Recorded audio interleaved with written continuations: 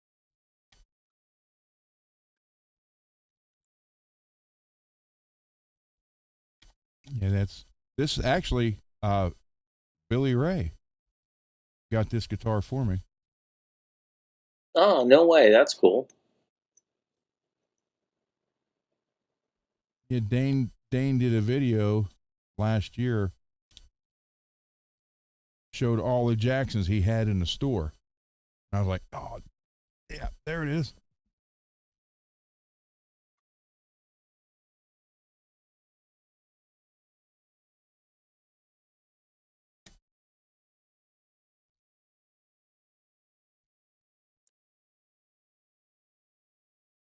And like I said, it's just a shame that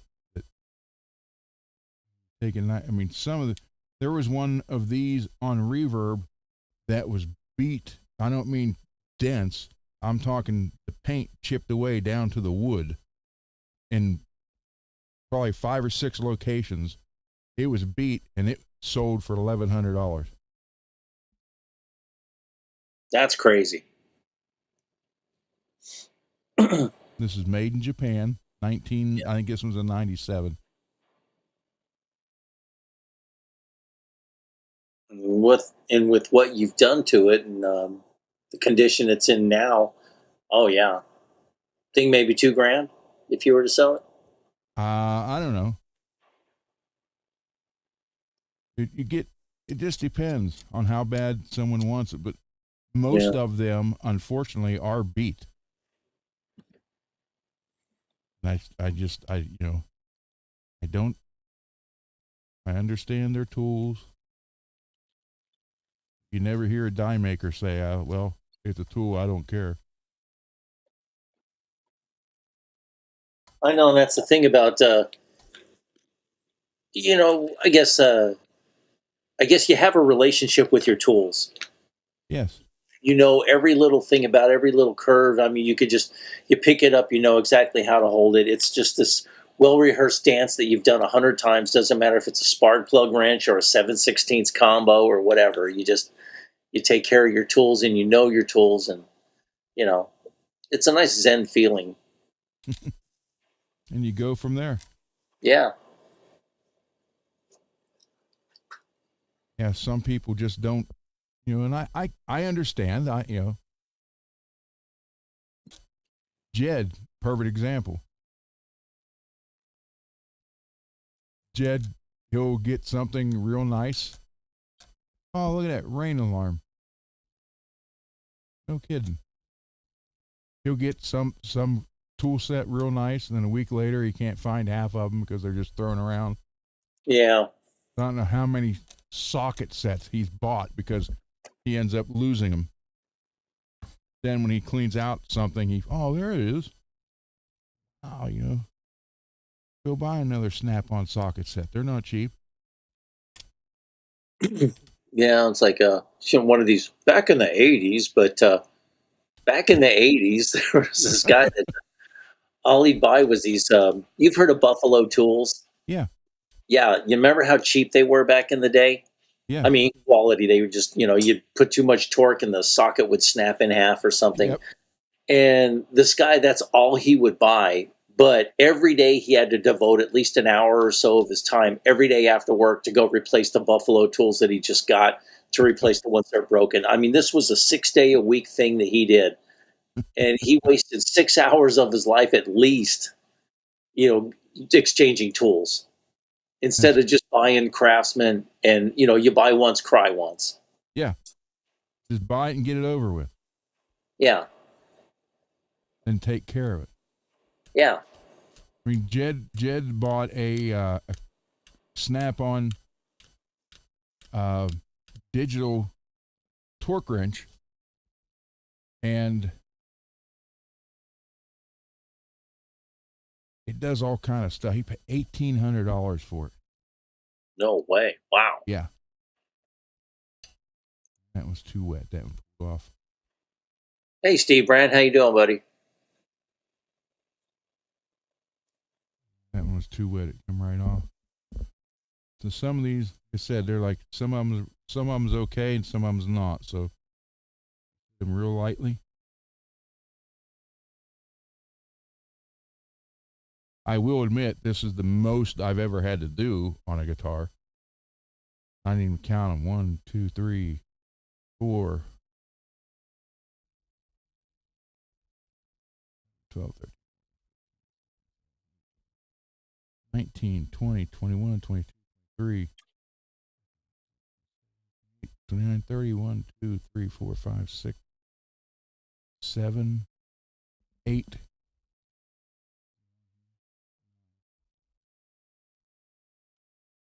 It's 39 spots.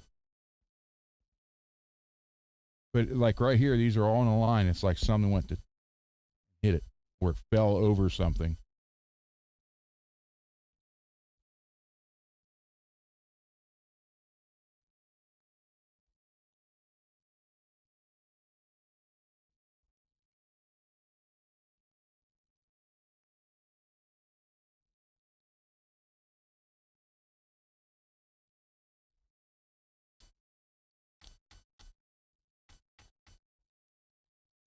I've never had to do 39 spots on just the front of one guitar before.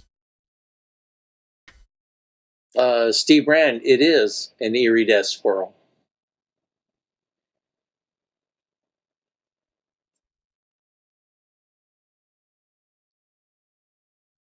And you can almost excuse, wear like that since it's what, a 97 Ron? Yeah. Yeah, so I mean it's got some years on it. But the neck, the neck and everything's still fine. The back of it, there's just a couple.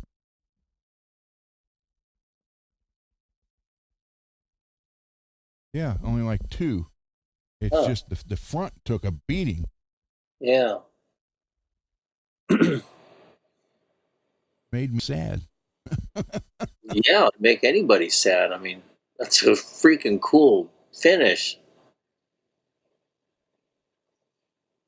So has Jackson ever reissued that finish since 97? I think they quit like in 2000 or 2002, somewhere around there. Oh, okay. I don't know if they brought it back. I've never seen, an advertisement saying, "Hey, here we go." And they have like just all green one, then a crimson red one, but this was the one with the purple, the blue, and the green. Yeah. Most people's opinion, this is the better looking one. Oh, okay. The green one, the plain green one, is, in my opinion, again, it's just my opinion, is the ugliest one. Oh, okay.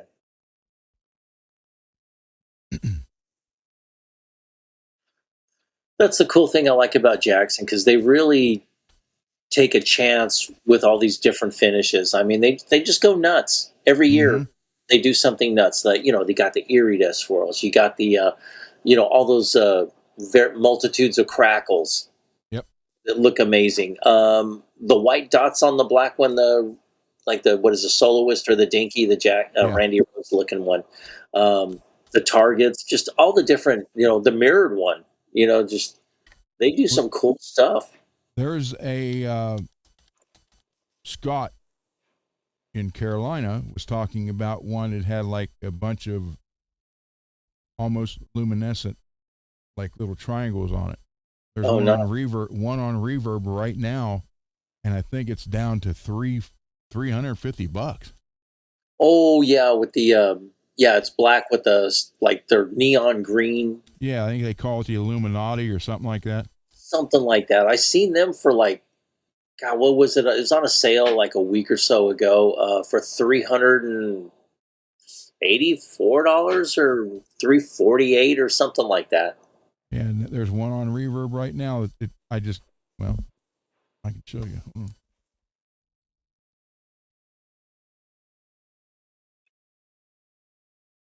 Oh, not Amazon, dang it.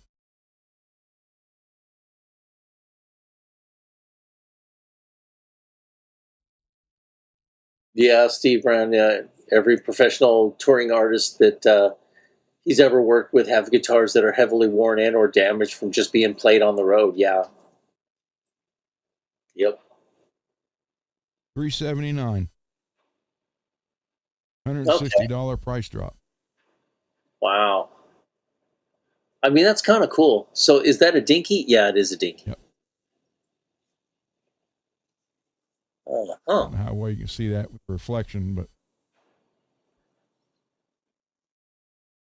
It looks cool there, but I think it would actually look better in person. yeah, there's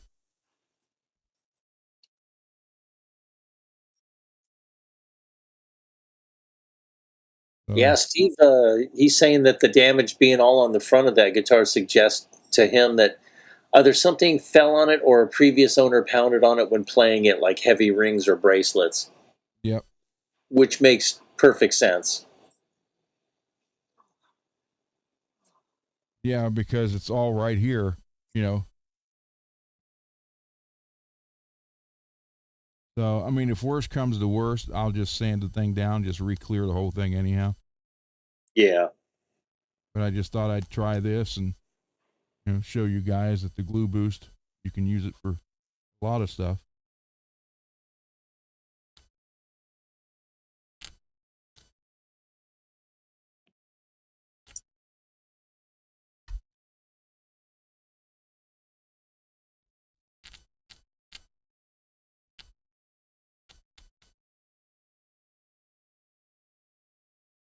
Peeled up a little bit.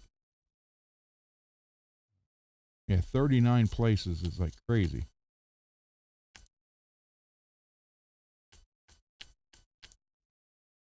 And I guess, I mean, I'm going to assume this, you know, Dane got it from somebody in Arizona, so Yeah. I can't tell you the fretboard sucked up the oil like crazy. Oh, yeah. Good night, Papa Blue. Good night. Thanks for hanging out.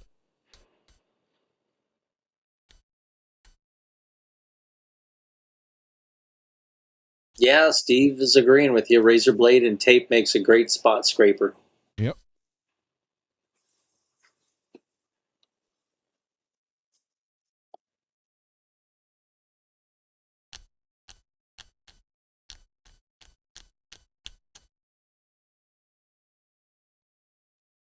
I just never had to do 39 spots on one guitar.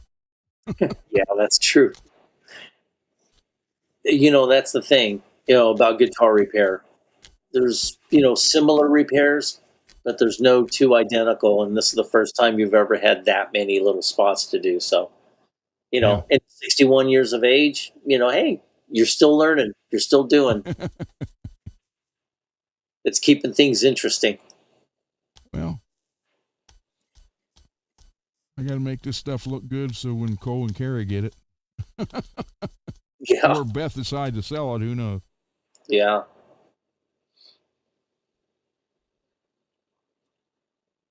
I know Cole laid claim to the Sandoval.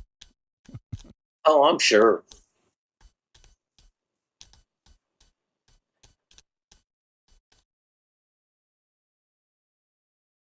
What about the J Frog? He's not too interested in that. Carrie is. Oh, okay. Well, she's all into that stuff, right? Yeah. Oh, okay. Yep. Yeah, I saw you showing that a little earlier off on your stream. I'm glad you didn't flaunt your guitar fingering, privilege in front of the screen. Just kind of, rub it in my face since I can't do that on my Skull and Bones. You can if you get a big drill bit. I know. I can just imagine what a train wreck that might end up turning out to be. Might be So, good content though. and then just something happens, just snaps that whole part right off. And I guess, well, then you don't have to worry about being cramped up there when you're way up on the neck. What happened here? Compound fracture. He was hit before he died. Yeah. I mean, he was hit bad.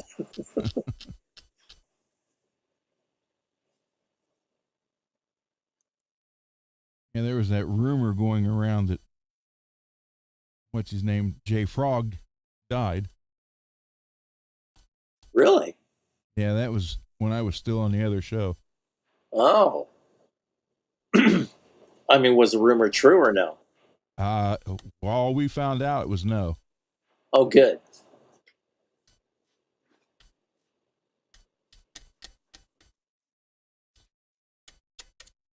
Yeah, I figured I'd try this, and if I didn't like how it turned out, I'll just sand it down and re-clear the whole thing with the automotive clear.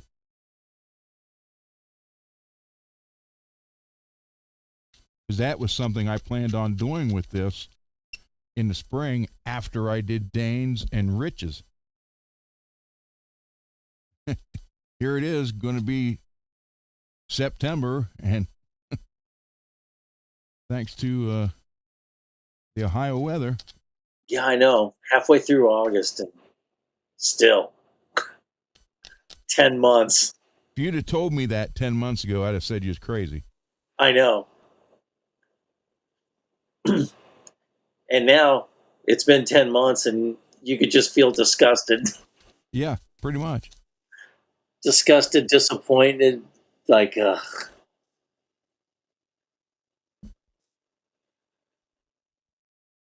Oh, well.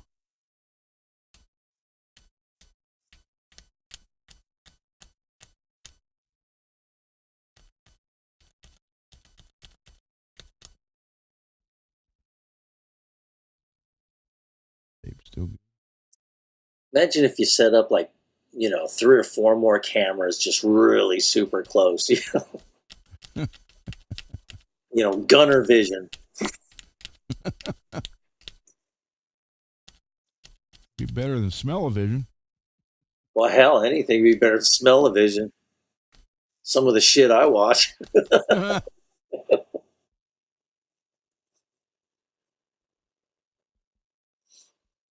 Of course, like some of these, if they had smell-o-vision and you're watching, like this one, Vintage Harley's Revived, smelling the exhaust and maybe some gasoline. And, that would be kind of cool. I mean, but, if it was like the diarrhea channel, I mean, I don't think that would be too much fun at all unless you're a fecophiliac.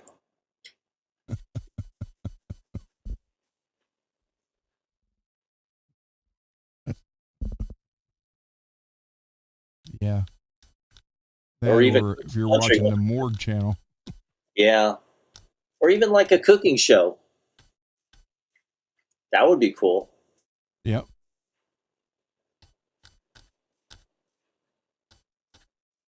I remember in the 80s they were saying by 2000s we would have smell-o-vision. Yeah, they said a lot of things back in the day. They said by 2000 we'd have like flying cars and moving sidewalks and all this. That's because everybody was on cocaine back then. Yeah, that's true. Good God. In excess. And when you're a kid and you're seeing these adults around you just all gacked up out of their minds, and you're like, okay, that is probably not a good thing to do. Yep. And then they complain about being broke all the time. Well, maybe if you did less cocaine and Yep. Or if you're going to do the cocaine, maybe less booze and cigarettes. It was, like I said, we'd get paid every week, International Harvester. And every Monday, I had a couple guys every Monday come up to me and borrow 20, 30, 40 bucks every week. Yeah. I'm like, what? Oh, we got drunk Friday and Saturday, and I don't know what the hell happened to all of my money. Yeah. I don't remember what happened. I said, that's a good thing. That's a way to spend your evening. Yeah. Go get drunk, forget where you spent your money, and can't remember what happened. That's always good. Yeah. Oh man, Ogre Lord's laughing about fecophiliac. He's never heard of that. I don't know if that's a word. I just kind of made it up. I think it probably is. Who knows? Side 1, fecal matter. Yeah. And Lewis said concert smell-o-vision would smell like skunk weed. Yeah, true. And I did say gacked up because I'm old. That's what they were all gacked up on Yacked up on the snow. They are snow blind. Yeah.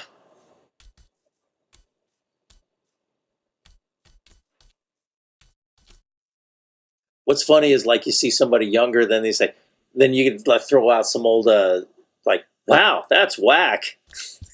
And then they look at you like, oh, is that not a thing anymore? Yeah, see that means a whole different thing to us Italians. Yeah. Yeah.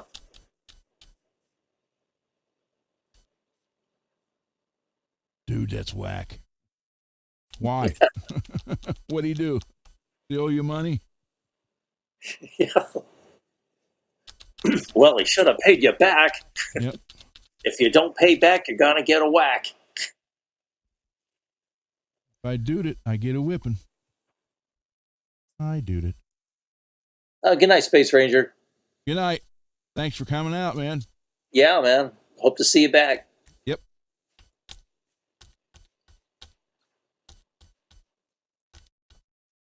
Oh, Trussa grew up in Miami, so yeah. I think Miami was like built on cocaine. Well, plus back then you had Miami Vice was popular in the 80s. Yeah.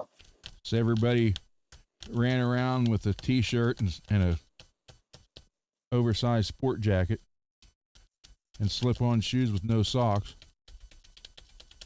I remember living in probably rented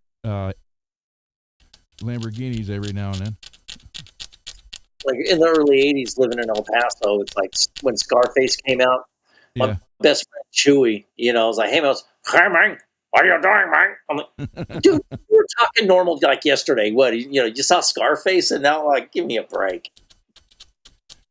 That's the same thing with people when they watch Sopranos for the first time. Yeah.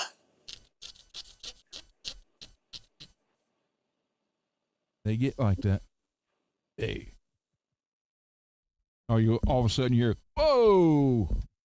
Yeah. Probably Walnuts did the best. Oh. You're like, whoa. They wanted Corey Feldman to play Tony Soprano. No way. Yeah. I know they wanted Steven Van Zandt to play him. Yeah, they initially approached Corey Feldman to play that. Corey Feldman. That would have been a tough sell, I think. Yeah.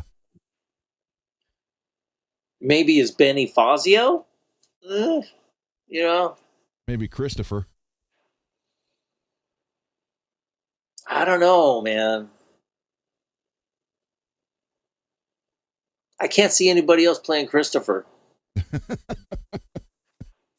I mean, yeah, he did such a great job doing that character. It's like, I don't know, Michael Imperioli.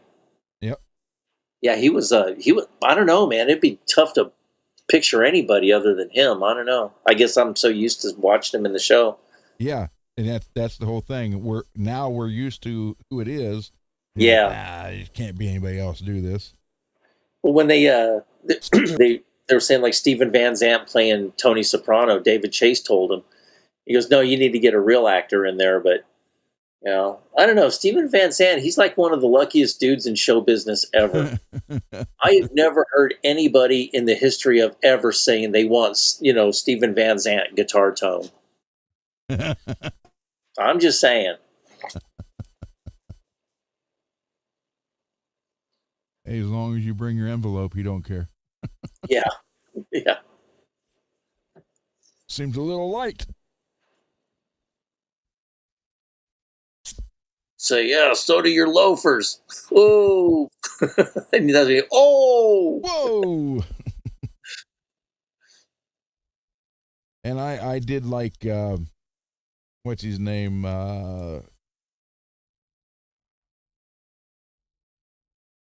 John, guy was in the other. Oh, Johnny Sacks. Yeah, Johnny Sacks. Yeah, he was cool. Yep. A little too passionate though. A little too impulsive and emotional, especially after the whole Ginny Sack joke. But then Ralphie, Ralphie Cifaretto, he was that guy was a prick. I mean, he kind of You know, got what he had coming to him. I hate that actor. I don't think he's ever done a movie that I liked. And Yeah, I just there's something about him I can't stand. that's probably why he keeps getting work. He's a very reactionary. People look at him and they are automatically like, God, I hate that dude, or I Yeah. like. Yep. Because with the Ralph Cifaretto thing, it was like they hate everything that he did. What he did to that character Tracy and all that stuff. But then, his lines, he was really hilarious in certain Yeah. spots. When the guy got hit in the head with the golf club and they're sitting around, he goes, "Yeah, he's all messed up. He's like a retard." And he goes, "Well, he wasn't too far from that." Or it's like, what he said something like that.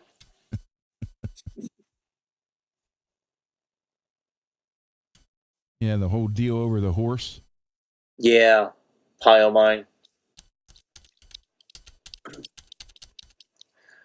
But when you hear about some of the behind the scenes, filming the show, um, the guy that played Bobby Bacala, he was talking about like the Pine Barrens episode where they were getting ready to go out and get Polly and Christopher out in the woods, and so he was all dressed up. Remember in that camouflaged outfit? Yeah. Yeah. With the So orange hunter stuff on it. yeah, and then they all started laughing at him.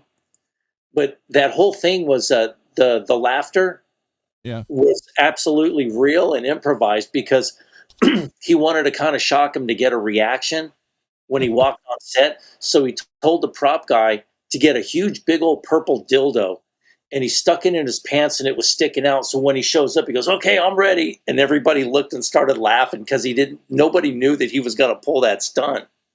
That reaction was like 100% real. And he's like, just, the way he was like talking and doing, and this dildo was just bouncing around and stuff. So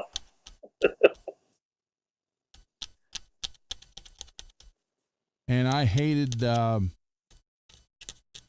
character guy who was in the Terminator, the cop, the liquefied Terminator. oh, Robert Patrick. Yeah, I hated that character too. Oh yeah, Davy something. Yeah, I had the store, the sporting goods store. Yeah, Yeah, gambling addiction. Ugh. That's rough. I think it's because the character he played, the Terminator. Then you see him on there begging for stuff. I'm like, come on. I know, but he's a good actor. I mean, Yep. he really, you get a reaction. It's like, it's like a. I just didn't like the character, not necessarily him, but that character was like, I don't know. That could have been something Corey Feldman could have played. Yeah, that would have been perfect for him. True was saying the doc on Peter North just came out. Peter North, damn, I know that. Was he like a porn star or something? Yep. I mean, yeah. Oh. I guess that's interesting. I guess you kind of make a documentary on everybody that was ever in Hollywood.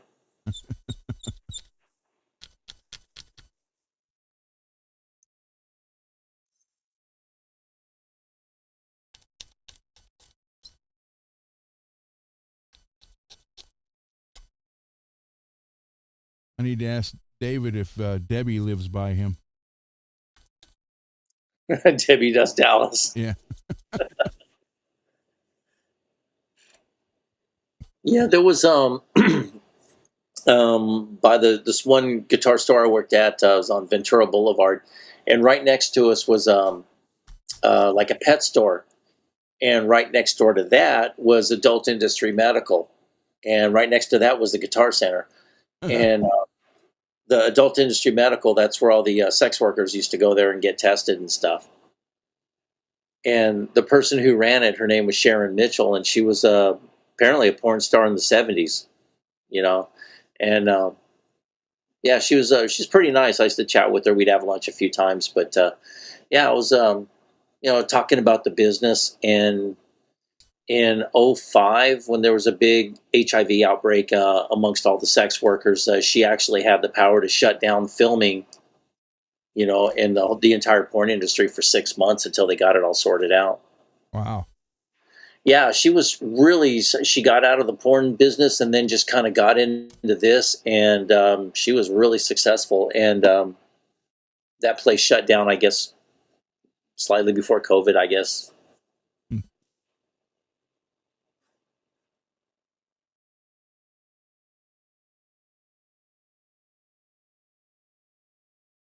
Yeah, so yeah, we go to this pizza place across the street, and it's like I'm having lunch with a porn star.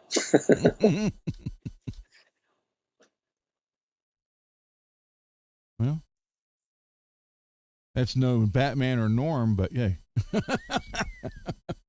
Yeah, I know. That's still pretty damn good, Greasy. Yeah, yeah, yeah. She was actually very nice.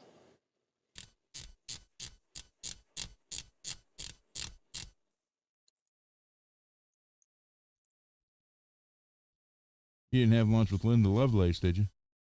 No, no, no, no.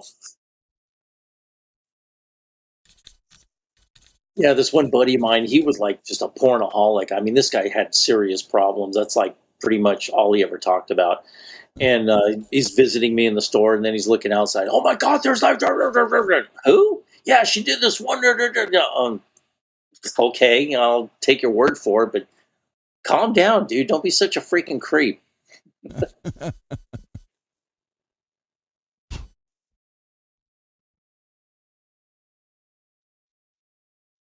Yeah, some guys get into it like that.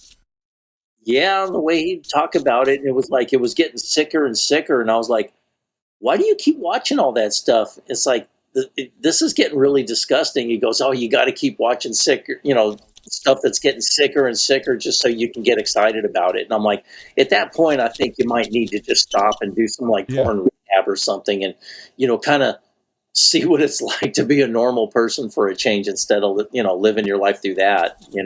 Go date a real girl. Yeah, that's the thing. He was. He still watched the shit all the time. He's doing homework. Yeah, exactly.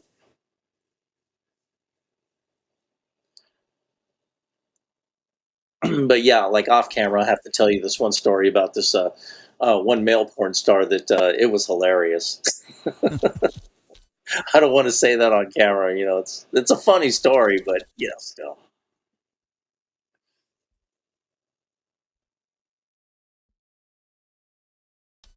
Yeah, Lewis Marilyn Chambers was. She was actually a model on what was it, some like Ivory Snow or something like that, or some on a detergent or something. She was one of a face model on the on the box, and then they found out what she did, so they pulled her. But that would have been cool to have one of those boxes Yeah. to this day.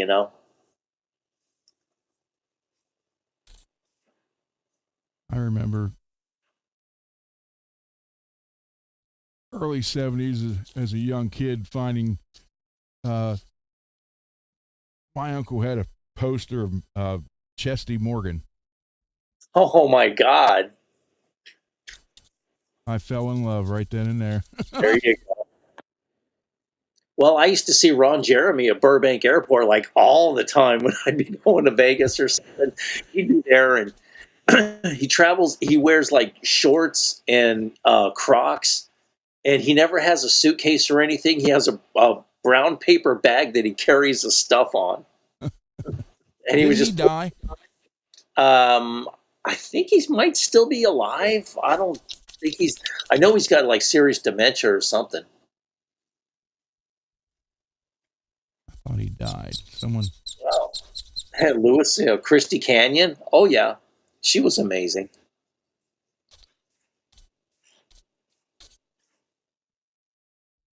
Let's see who else. Oh, Celeste was, she was good.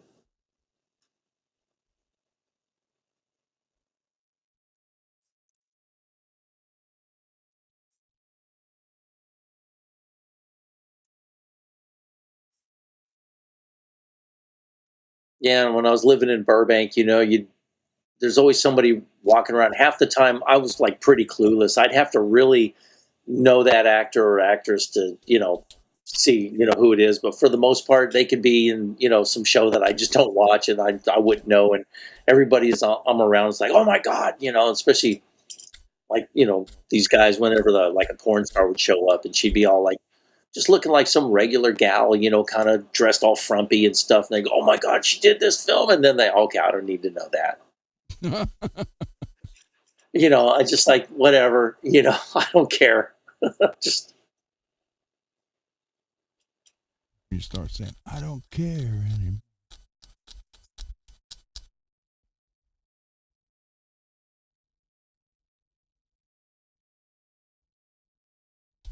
Yeah, in Fort Lauderdale, yeah, I guess he probably got out of L.A. I don't blame him. Who? Oh, Ron Jeremy. Oh, They called him the Hedgehog. Kind of looks like one.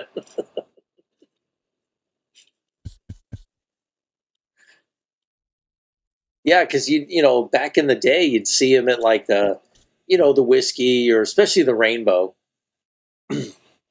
He'd be hanging out, and then you'd see there's some girls around him and stuff, and you know they knew who he was and what he did, and yet they still chose to hang around him. well,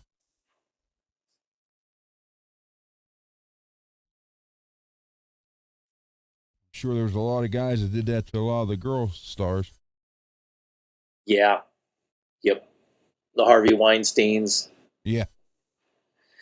Yeah, that whole aspect about the entertainment industry really just kind of disgusted me. And like when I was, first out here in the very late '90s and early 2000s, it was the scene was dying. For it was they say Hollywood's dead now. The music scene died, in '92. Yeah. Pretty much. And since then, the industry's been scrambling to find like the next big thing. It's rock and Espanol. Okay, well now we need to do like, they're like promoting a like System of a Down, and they're Armenian and this and that, and just trying to find some kind of I don't know something to compete with hip hop and rap. Because rap has really taken over, and all the rock clubs started turning into rap clubs.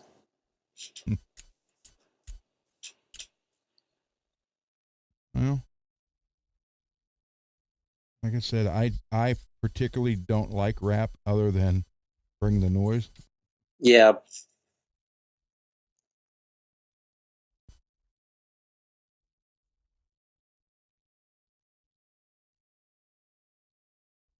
So, Glasses. Oh, go ahead. It's I mean, is it truly rap? Anthrax on it, but Yeah. but that's why I like it. So Well, they could say it's like a rap adjacent. yeah. But yeah, but rap has really taken a serious nosedive. If you ever follow like the Spotify charts or the Billboard Top 100 or something, rap is like non-existent on any, because a lot of those record companies were getting funded by the government. Yeah.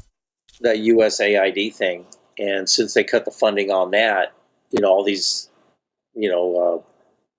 record companies, they just like folded up. That and well, P Diddy's didn't do anybody any help either. Yeah, that's true. Yeah, I saw a recent picture of him and like when he was on trial. Good Lord, he looked like he aged 20 years. Well, he probably doesn't have access to the baby oil anymore. Yeah. I mean, what did they find? 1,000 bottles or some ungodly amount? That and drums of it. Drums, baby. Oh, God. Yeah, because I remember the one investigator said, I didn't even know you can buy this in 55-gallon drums. That's a new one on me, but I figure if it's any kind of liquid, I guess if you order it, you Yeah. can, they'll accommodate you. Like if How you much called you want? up I John, want 155-gallon drums of it. What? it'll be this much. Okay. You know who I am? And then you just you don't even ask what it's for. You just like, okay, let me process the order. And then you just want nothing to do with it. Yes, sir, Mr. P. True. What you say, rap is created by the CIA to fill the prisons and at the same time to take over rock. Yeah, this guy I knew, name is Sean, and his father was a record executive, and basically he said the same thing. So yeah, you're correct in that. True.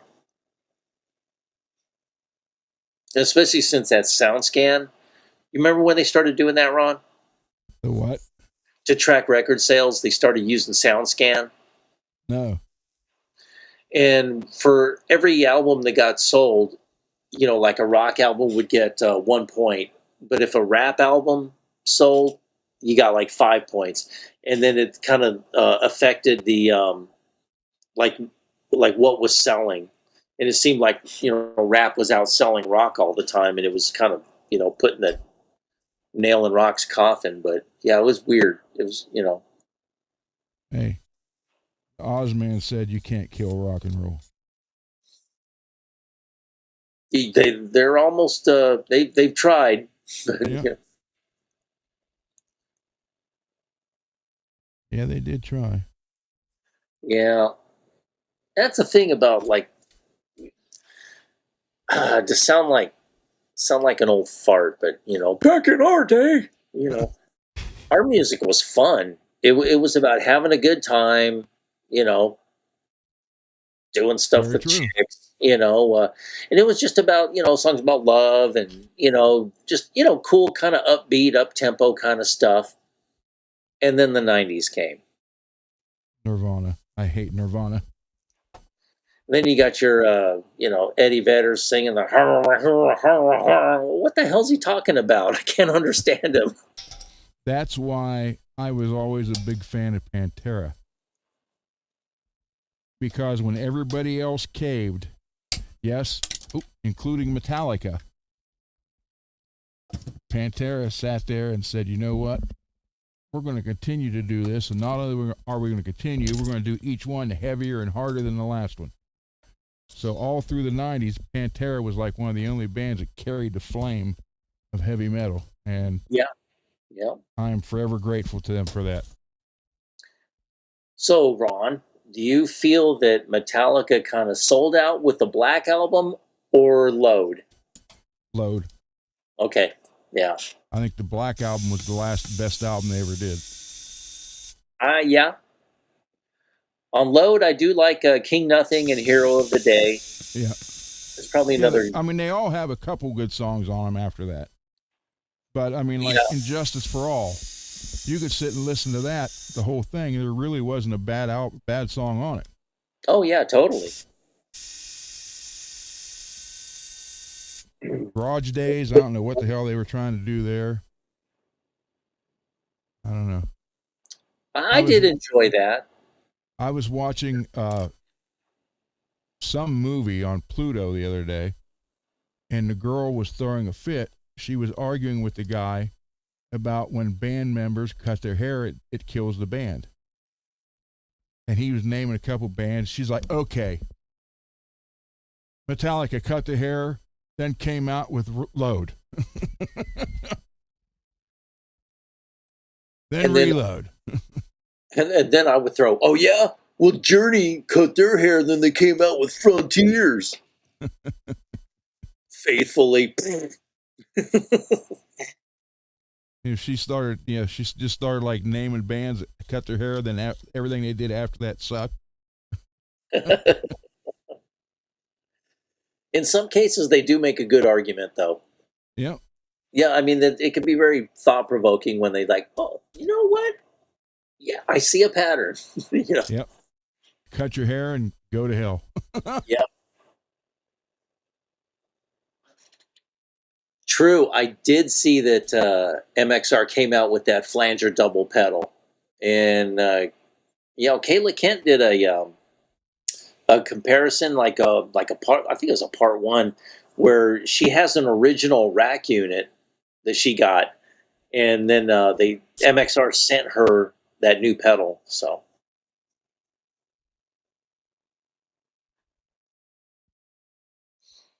yeah, so you're not a pedal guy, but you might want to look at some reviews of that thing, Ron.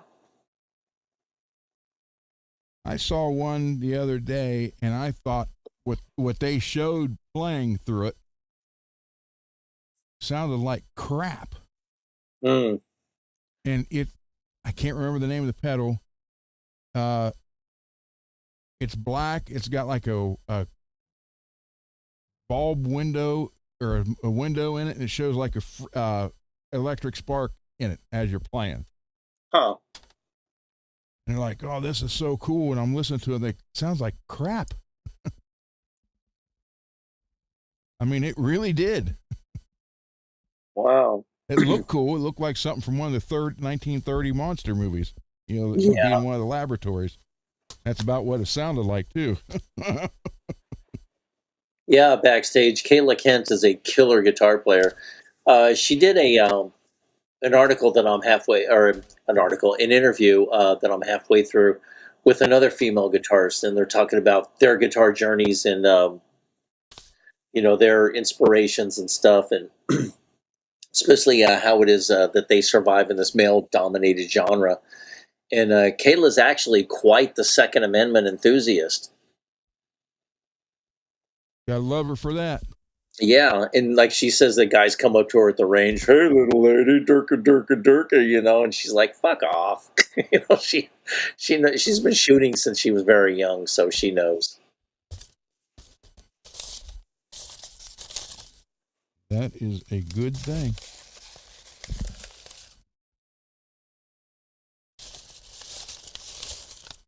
So, I am looking for my sanding block. There I go. See, I move stuff and I can't find it.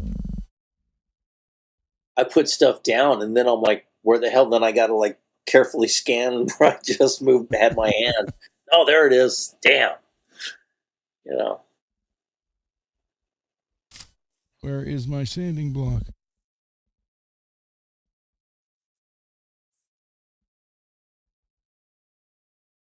Up there. No, it's not. Here.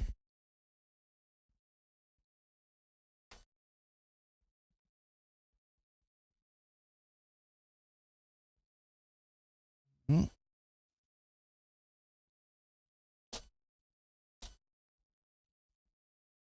Ah, there it is. Will not sand a guitar without a block. Or car. The sandpaper, just mash your fist on it, man. That'll work. Yeah. All kind of twist in it.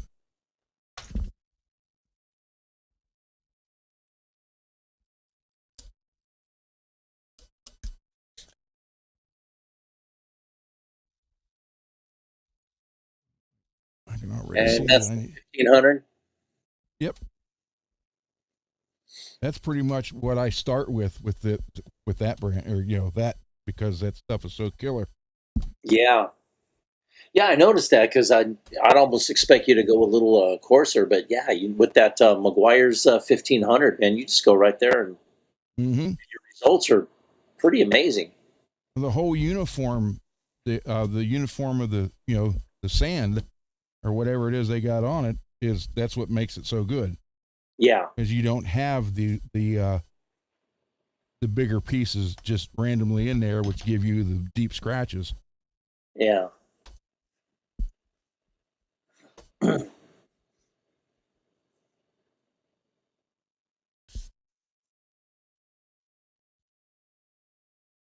And again, if this doesn't work out, I'll just sand it. And, Put some clear and be done with it. yep. Either way, it'll probably turn out killer. But yeah, if you decide to shoot another coat of clear and then sand it and buff it, man, that thing would look pretty freaking amazing. Well, my main thing was to fill the holes. Yeah. So, and I'm going to say I got that accomplished. Oh, David's here. There he is.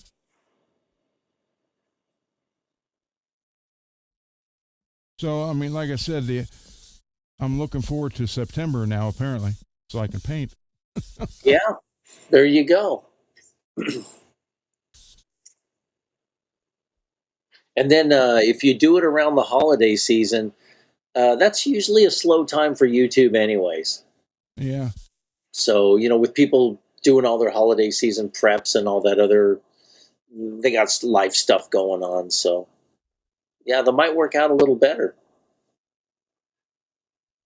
It's just, I finally got to the point where I was like, okay, I'm going to do this. And then it gets pulled out from underneath of me. I was like, are you kidding me? Yeah. Yeah, and it was weird. Beverly had her surgery today, and we had to take her to the doctor yesterday because the eye that she had, her left eye that she did the cataract surgery, it got all freaking swollen and bloody, like bloodshot. It was like, what the hell? It was giving her this massive headache, and she felt like it was like pressure from the back of her eyeball and stuff. And I'm thinking, well, we did everything absolutely according. I was like rigid on the scheduling for putting in her eye drops and all that other stuff. And we finished the prescriptions, and that was that. But what happened was, in some cases, the one of the drops, has like prednisone. It's a prednisol or something like that. And your eye gets almost like addicted to that. So you have to kind of taper your eye off that instead of doing the drops 3 times a day. And then we went cold turkey, and that's when all our problems started.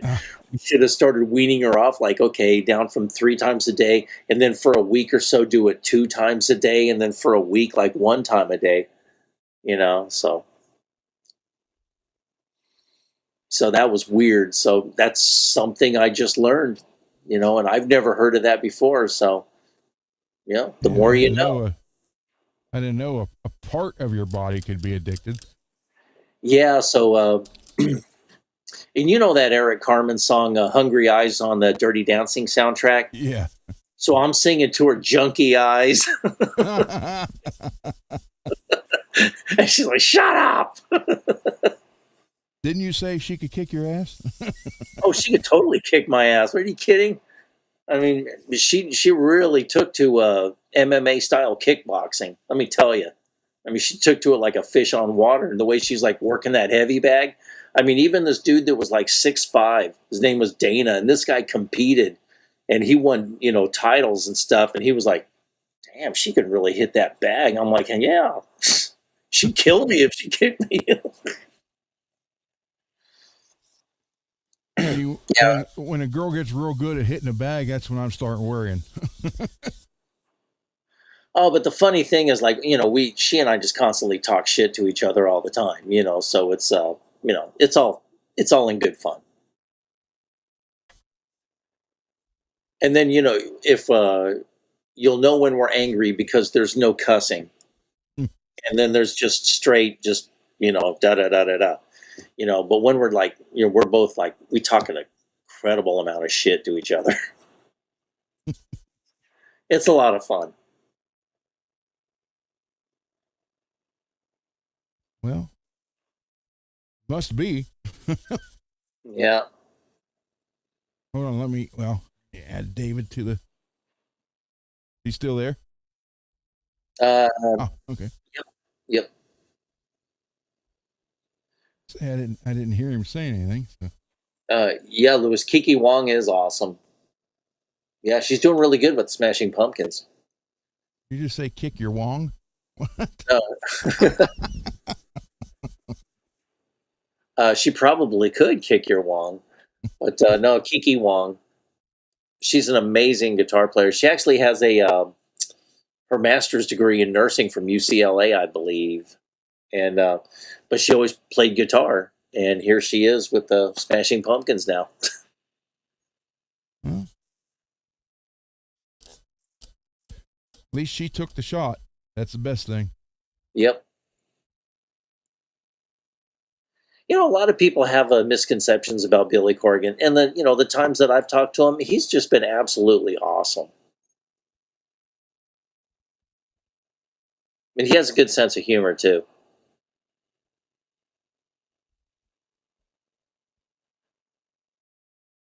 I don't feel no dents.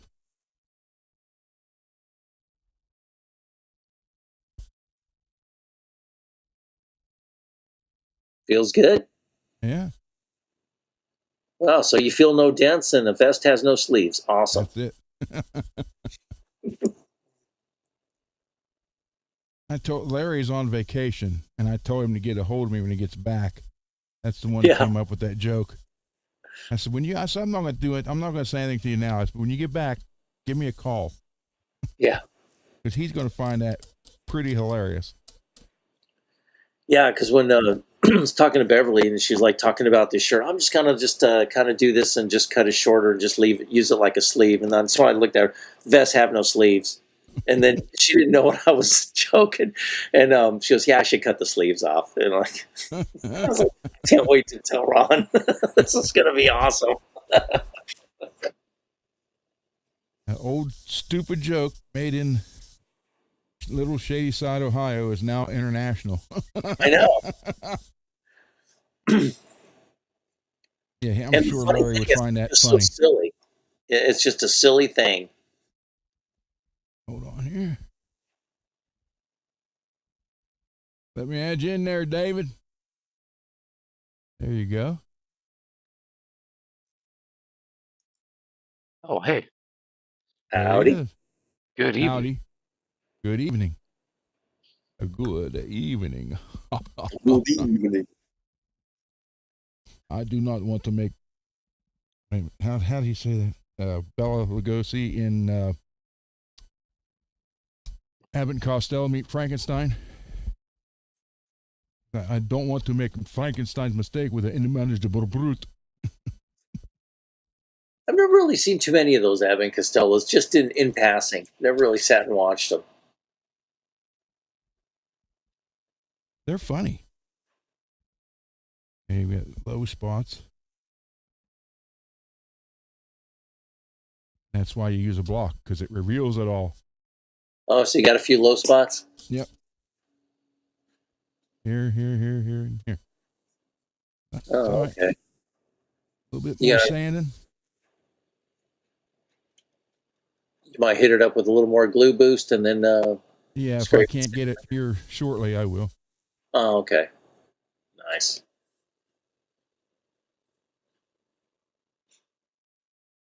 This was the deepest one, and you can see where I touched the paint up, and it's outlined in dark, but you can't feel it at all. Oh, there you go. So it actually looks like it's part of the design now.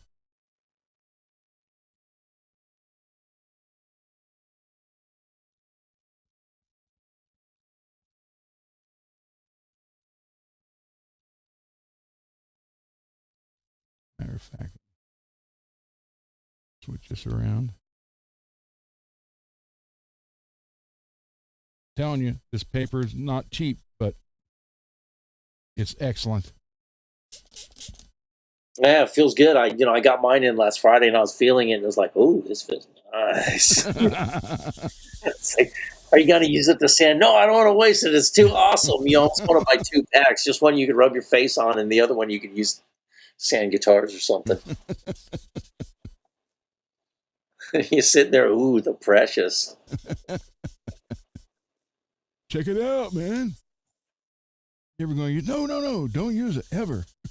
Don't even point at it. Here, it's got to be in the store. Pretend like I never even have it.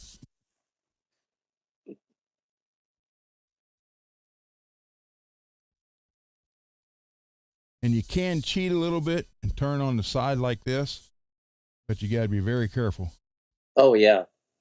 because you'll end up digging that little trench. It'll be a perfect square, or line, but A trench. yeah.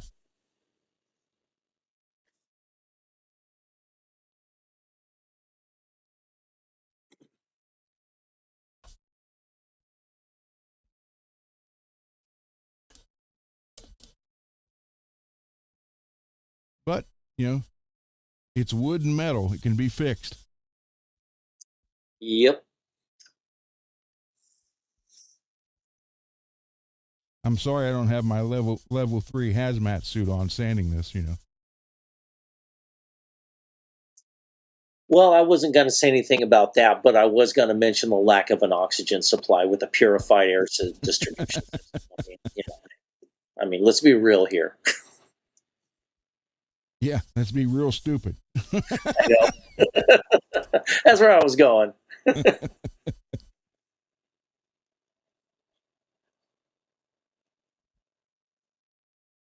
Oh, I think it right there.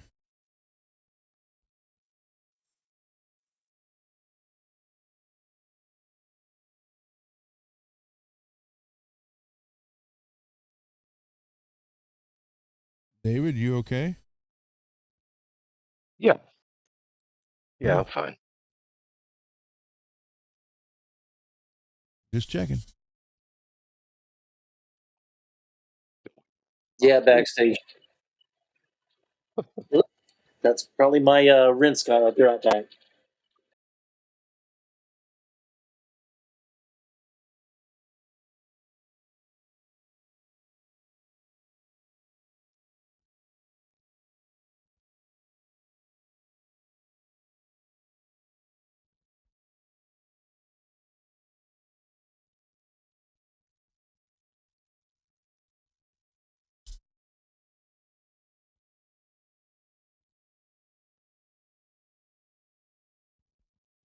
A bit more. I was just reading the chat. They're talking about female guitarists. Kayla Ken on YouTube, Nita Strauss, and Alice Cooper. Some others I've never heard of. What's her name?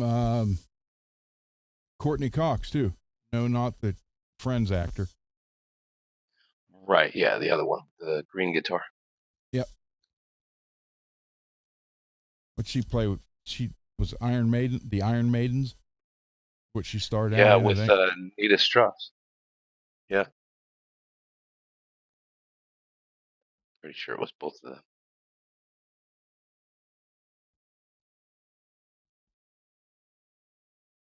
By God, Greasy, I think we got it.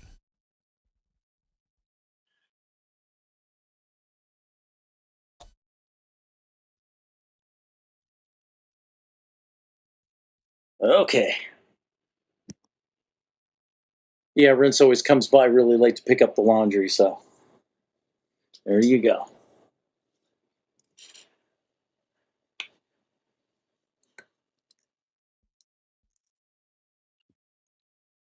Yeah, Anita Strauss is pretty awesome. I think she just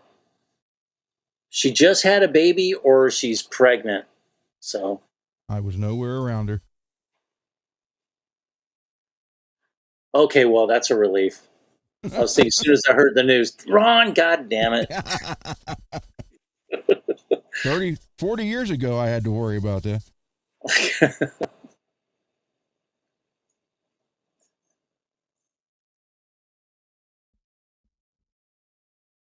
Yeah. See, that's made you 25 years old again. There might be Ron, remember, you did all this other stuff before. Now, gear down there, big shifter. Do a little downshifting. Yep. I mean, that's one way to get more subscribers. Yeah, you already got Will. There you go. I know. Well, I can't help that. So when Will meets Cole, they ought to say, "Hey, my brother from another mother."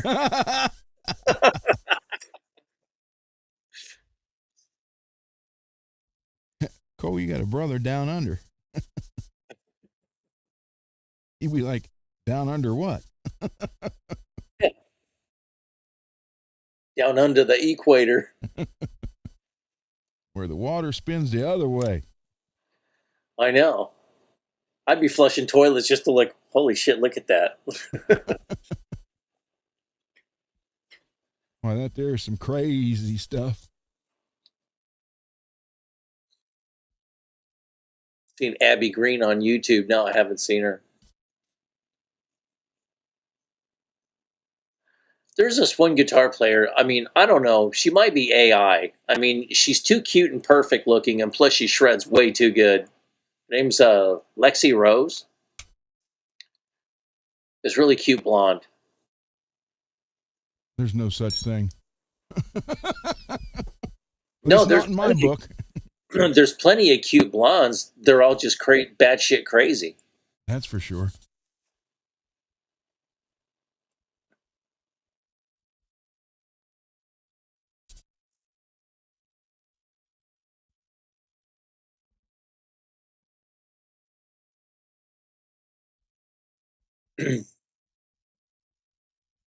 Yeah, I just never.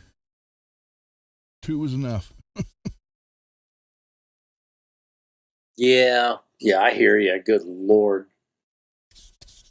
If they're blonde, I'll just go the other way. I don't even want to engage them in a conversation. It's like, oh, God.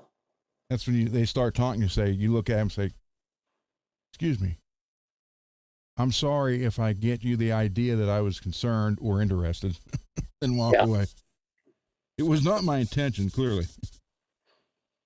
Well, nowadays I just use them. The hell are you talking to me for? I'm old. Go away. I can't even see who you are. Yeah, exactly.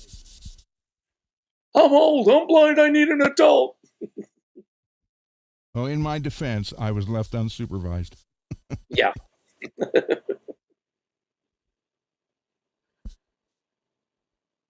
F2. But how did you used to start those conversations? So what's on your mind? If you don't mind the overstatement. I'm assuming a lot here, but are you okay? Like mentally and everything? Yeah. I'm just checking.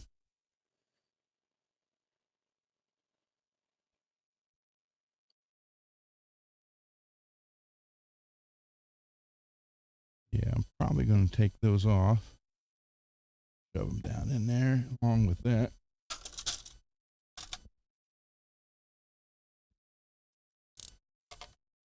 And not with that one. How was your day today, David? Well, it was trying to be a good day. It almost was. Almost. Yeah. The effort was there, but still, yeah, I understand.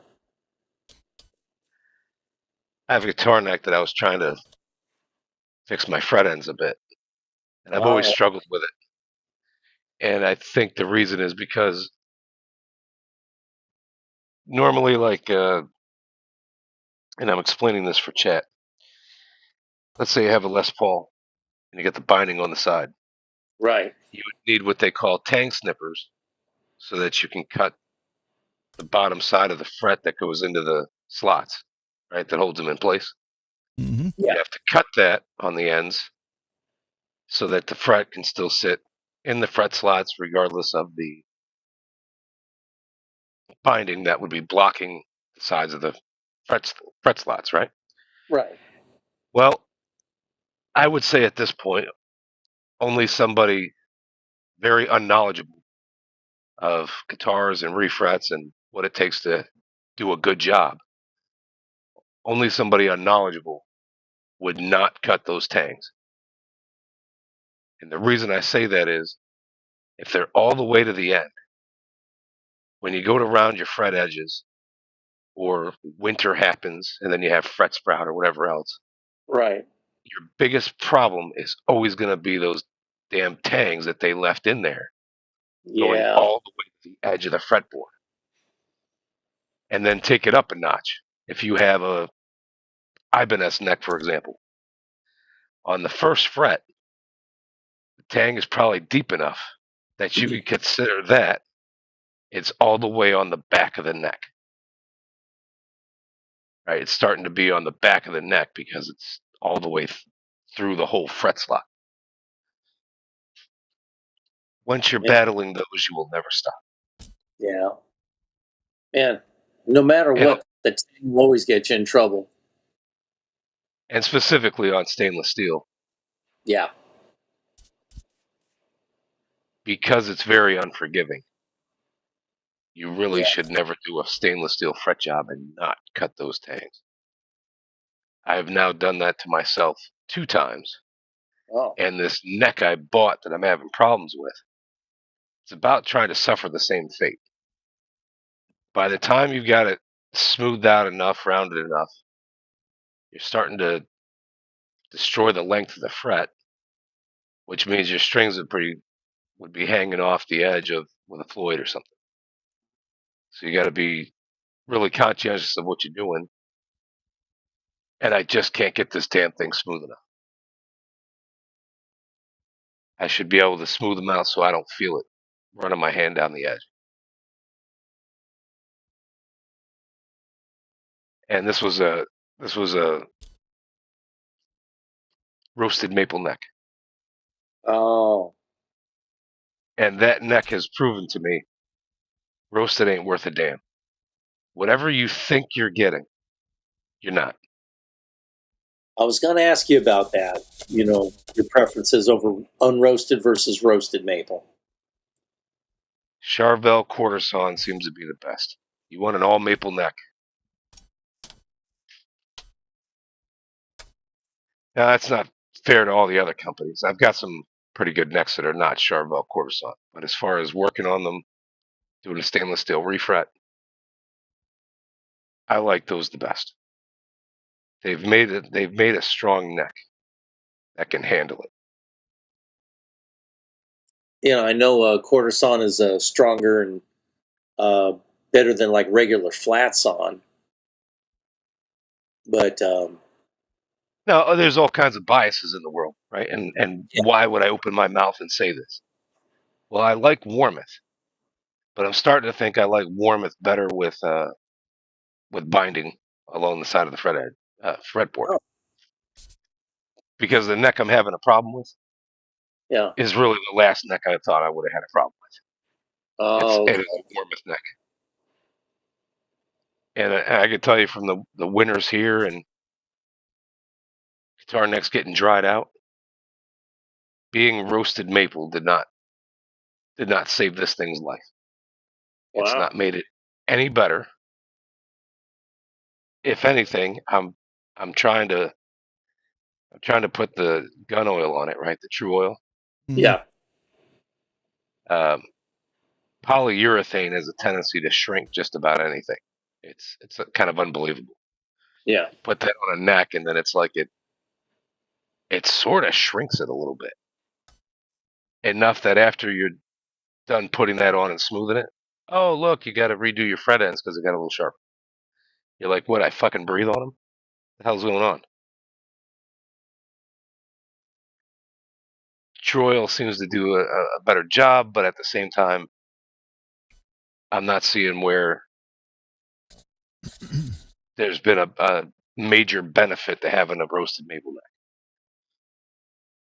Could be in how the process, how they do it. I have not heard other people complain about it. This is just one moron's opinion on YouTube, and there's a shit ton of them. So I hope I'm not triggering anybody. I'm just expressing some thoughts, sharing a experience. Damn it, David. Well, you know, yeah, your opinion's very valid, and I'm sure there's probably a lot of people who feel the same way you do. And I've never. The only experience with a roasted neck that I've ever had is my Firefly. That's it. See, and I think that if they would have cut those tangs, I wouldn't be sitting here all bitter about it. But they didn't. Yeah. and then for it to be a roasted maple neck. I was believing the hype. Oh, that's going to be better. I don't think there's anything that simulates age better than fucking age. So all I'm saying is, if you think you're going to get a roasted maple neck and it's going to save you all this trouble, I'll bet it doesn't. There was this one guitar channel that says he doesn't like roasted maple necks because he's tried refretting a few, and they have a much higher tendency to chip out when you're trying to remove a fret, even with heating it up. So I don't know if has that ever been your experience, David? It's about to be. I will circle back and let you know. I think I'm going to refret this neck Oh, because all I'm doing is chasing the ends, and it's like, oh, you touched the left side. Oh, well, the right side's messed up. It's like everything about it is angles, right? It's yeah, kind of why I like the jumbos, right? So you move the fret file in such a way that you're kind of rounding things, right? And after I've rounded it and rounded it again, rounded it again, again and again, and I swear to God, I touched the left side. Oh, well, now the right side's screwed up. And it doesn't matter how many times I done did the right side. And it's just, I'm just chasing it back and forth. And I swear to God, I feel like it has everything to do with that tang because I've gone through these so many times, and it's typically a good idea to just run the fret file across the edge, and you very lightly, and you listen. And anything that's scraping, that's what you're feeling, right? You're yeah. not running it hard enough, like it shouldn't even be like sandpaper. It's kind of more like if you took a razor to these glue spots that Ron was working on. Yeah. It's more like that, right? You're just very lightly going across, and you can hear this file scraping. Yeah. And Yeah. every time you cross the tang, scrape, scrape, Yeah. and God forbid you apply a little pressure. Now you're taking the wood off. You're filing it down and taking the wood off. Filing it down, taking the wood off. And it's like I feel like I'm just chasing, chasing. And I don't think the neck would be half as bad if it wasn't for those tangs. Oh, okay. Good night, Steve. Have a good night. Thanks for stopping by. Night, Steve. Good night, Steve. Wow. But it's just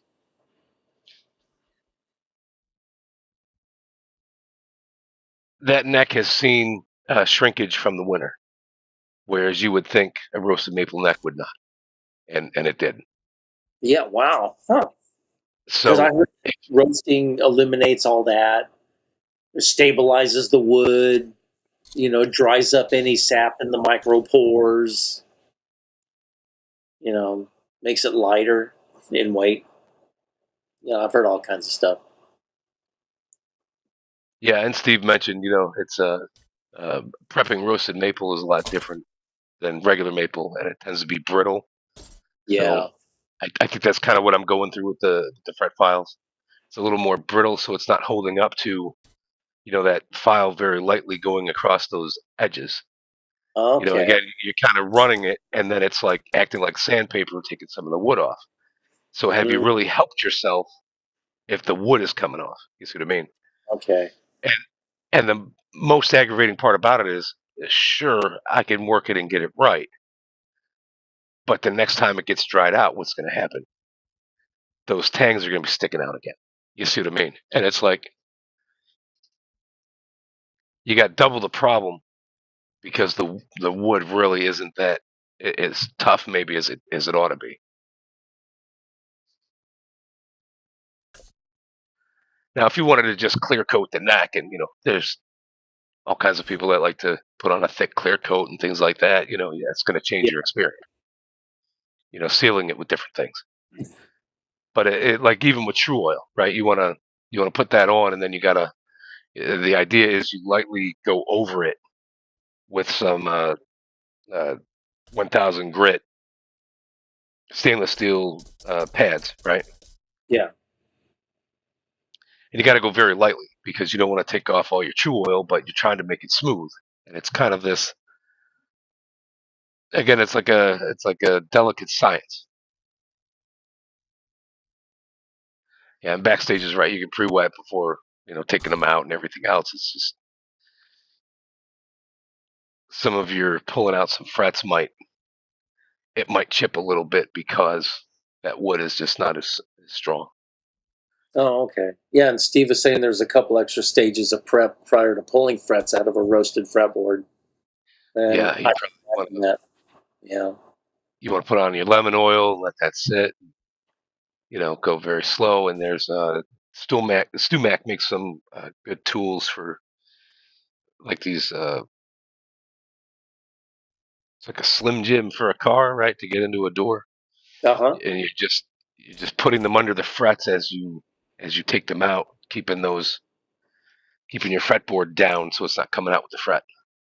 Oh, okay. So yeah, making sure it's good and soft and yeah, like that. Yeah, exactly. Yep. You're just sliding that in as you take the fret out. There's some things that can help. It's you just got to be very, very careful. Much like ebony, you got to be very careful.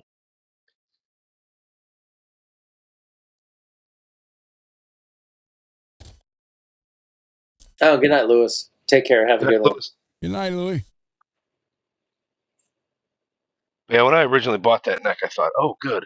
I'm probably not going to have the shrinkage on the neck and the fret ends sticking out after the winter and all that stuff. Because I bought into the hype. Hey, the roasted is really going to save the day.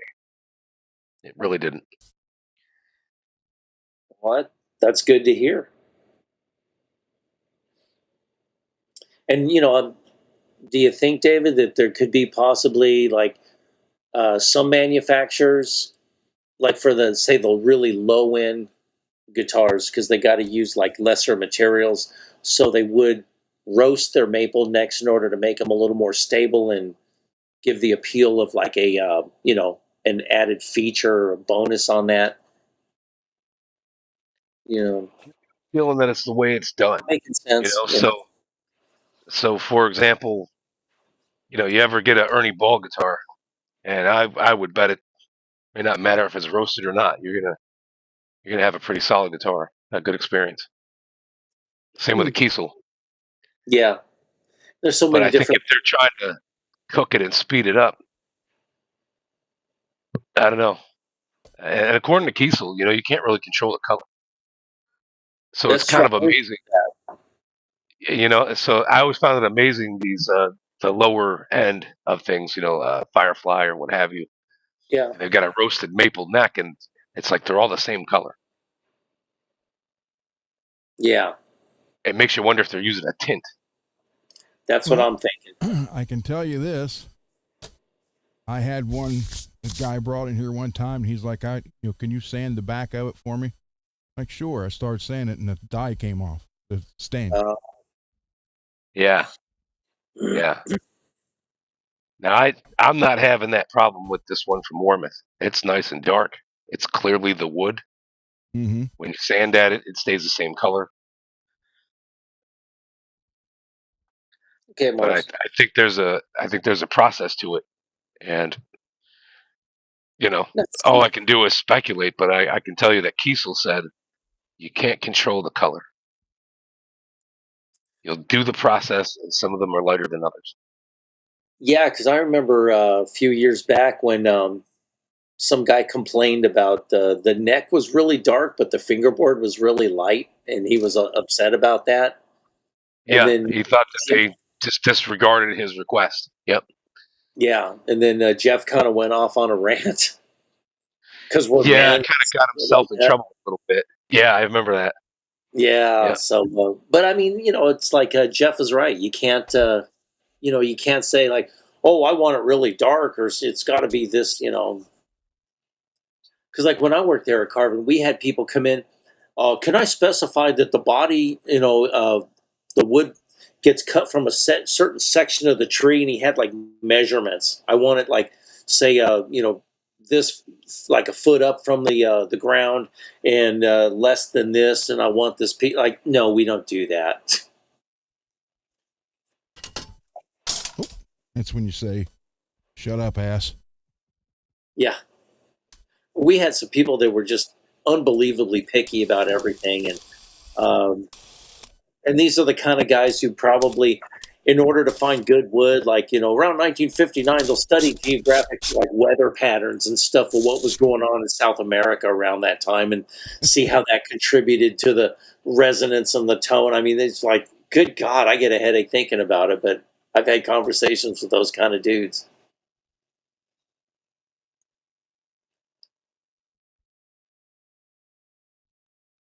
When I tell them you can't even replicate those conditions anymore because the increase of population, higher temperatures, the atmosphere versus pollution and everything. So the sun's not going to hit that rain section of the rainforest just like it did in 1959. So you can't replicate that, and then that'll put them in a tizzy. Why can't you? Yeah. Or like what we talked about, PAF pickups with the metallurgy being improved over all these years, that the copper that they use in the wire has less slag in it and impurities, and it's a pure version of copper versus what they used back in the 1950s. So, are you trying? If you can find some new old stock, good luck. Try that, see if it works. But if you want to get an exact replica, I mean, if you use old stuff from the 50s, that's fine. But a modern, it's going to have some compromises or just improvements in the Yeah, a little bit materials. different. Yeah, even the base plates, the metal might be different from what they did in the 50s. From vendor to vendor, batch to batch.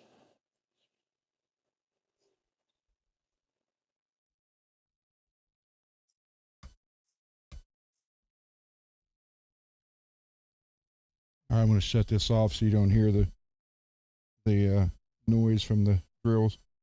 Alrighty. Backstage was trying to think Okay. about this logically in the sense of in the winter, is your frets shrinking at all because the metal and the cold air? Yeah, And I don't think they're shrinking enough. I don't think it's enough. And the reason I say that is if you got a 1022 and you're trying to put a bull barrel on it, right? So you buy the bull barrel, everything is supposed to fit, everything's supposed to work. And when you can't get that barrel in so easy, right? Because it's got to be tight. You can put the barrel in the freezer, hoping that you're going to kind of shrink the metal just a little bit. right. And I think a logical suggestion would be put it in at least 16 hours, or you're probably ultimately at 24 hours, right? You're putting it in at some point. Next day you Yeah, take it out. Then you're going to work with it.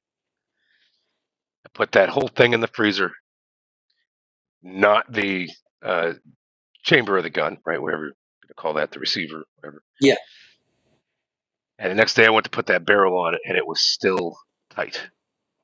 mm, So, I mean, how much did it shrink? I would say it was so minimal. Now, granted, this is a thick gun barrel. It's not, frets where 75% of it's exposed to the open air. But nonetheless, I don't think that freezing the fret would necessarily shrink it enough. yeah, But when it comes to metal, it gets hot, right? And it's going to go back to normal size anyway, right? So I'd yeah, say the whole thing is you're battling how much the wood shrinks. Now, once you introduce enough humidity into the air, the wood does kind of come back a little bit. yeah, So it's when it's at its worst. That's sort of when you want to fix the frets, so that when it comes back, it's so much better than it was before, because all the wood is yeah. kind of expanded again. Yeah, I'd that say reminds. Yeah, the go ahead. worst part is that once it shrinks, how much is it going to come back? And if it doesn't come back completely, and then the following year if it does it again. And Yeah. just over time, what does that look like? Yeah. And you could be fixing some fret ends every now and again. And my problem is you still got the tang on the bottom, right on the edge of the fretboard, and you're battling that too. Yeah. Can see that. That's like when you talked about, freezing the frets and stuff. Back when I was doing heavy industrial mechanics, we'd work on these plastic injection molding machines, and they had, a toggle system. And when the bearings would wear out, we'd have to pull them out, and then installing the new bearings, you clean where they're going, and we'd pack them in dry ice for a few hours, and then they would just drop right in, and they warm up. It's like just they're all in there with the press fit. It was pretty cool. Oh yeah, no, it definitely works, and it worked for that barrel. I got that barrel in there. And I'm Yeah, just saying that it was still tight. yeah. I didn't see like this drastic improvement. I know, like some people, oh yeah, do this, and I mean, it'll just drop right in. Like it's almost like you'll have so much clearance, it'll be like stirring a cauldron or something. It's like, no, it's not anything like that. But sometimes when it comes to fitting metal, I should say this: you ever have those stainless steel blocks on your Floyd, Yeah, and then you get one where either you try to take it out, switch blocks with another bridge, or for whatever reason you're trying to take them out. yeah, Maybe they come out. Maybe it's a pain in the ass. yeah, Then you're trying to put it back in, and it's like it's too wide for the saddle. Are you kidding me? yeah. What It's the like, hell? yeah, you have to get a little sandpaper or something. You just Yeah, like, and you could rub it against some 4,000 grit or 400 grit sandpaper a little bit, so, and maybe even some 600, and you're taking enough off, and then it just literally drops right in.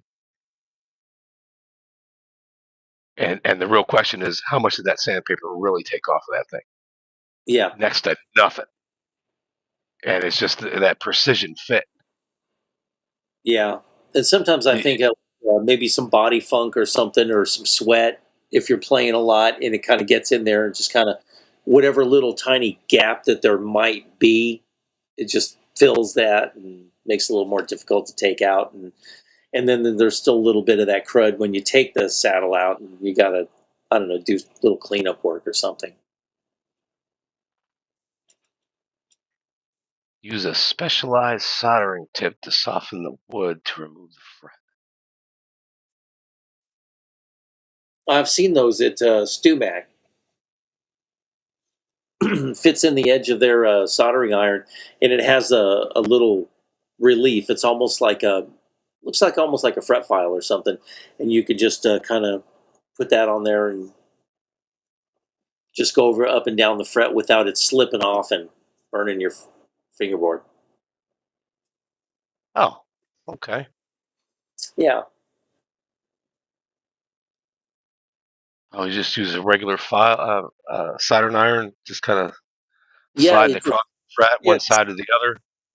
yeah. It's a special tip for their soldering iron that they recommend, and just screws in. It's like changing tips on your weller or something, and it's just that tip that's made and with that curve that you can just, it'll sit safe, nicely, and it won't slip off the fret, so you can just go up and down the fret pretty easy and Right. heat it up. It's better than just dragging like a flat tip across it or something like that.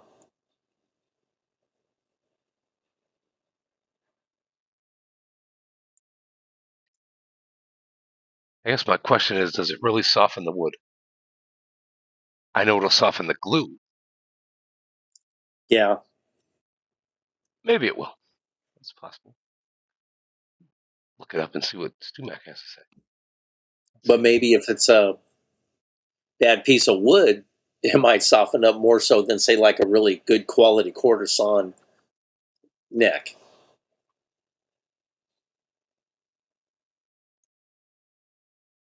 I don't know. I'd like to see what they say. I've gotten a few instances where I made the fretboard look burnt on its edges. Mm. Maybe I held the solder too long.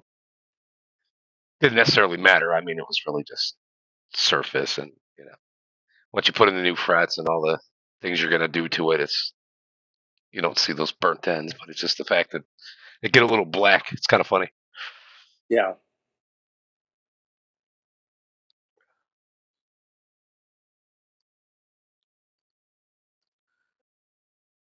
All right. Search a fret solder tool.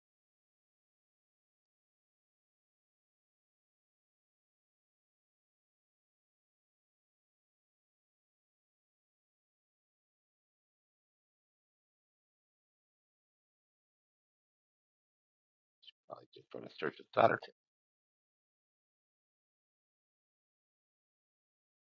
Oh, Raymond, you have an iridescent swirl like Ron does?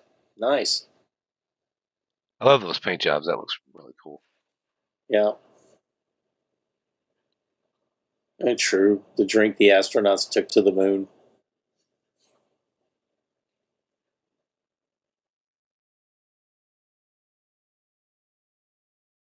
Okay, StewMac fret heater. Okay, so you could take the whole rod out. It's not necessarily just the tip. Oh, okay.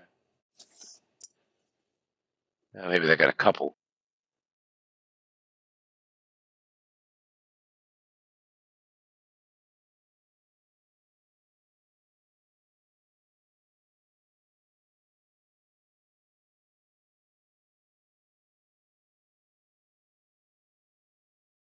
No, it's just that one.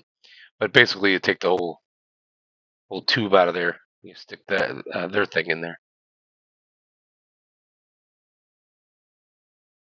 and you got a really large edge that's the shape of a fret to put on the top of it. A Mars Tang, baby.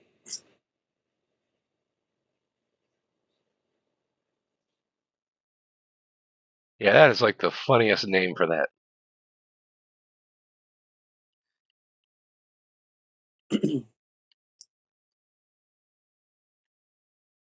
Just the tip.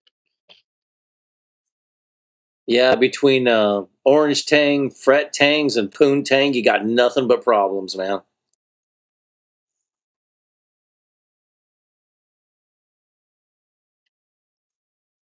And True said, freezing the frets before you install them. No, that's not good.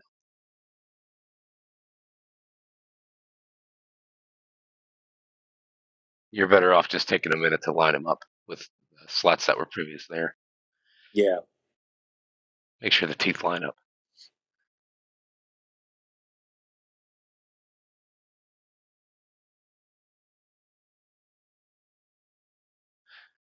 Yeah, Ron had turned the sound off because he's using the tool. Yeah. He didn't want me Yep. to fall asleep again like I was listening to the vacuum cleaner I know. or something. You ever remove the frets on like a vintage Fender neck? Like changing the frets for the first time? Because back in the day, the Fender used to install the frets from the side. And then most of the people I see that when they remove the frets on a vintage fret that's a vintage Fender neck that's being refretted for the first time, they'll grind a couple notches and heat it up and then just kind of tap it right back out the slot. And then the new fret, the bigger one, then they'll just kind of press in from the top.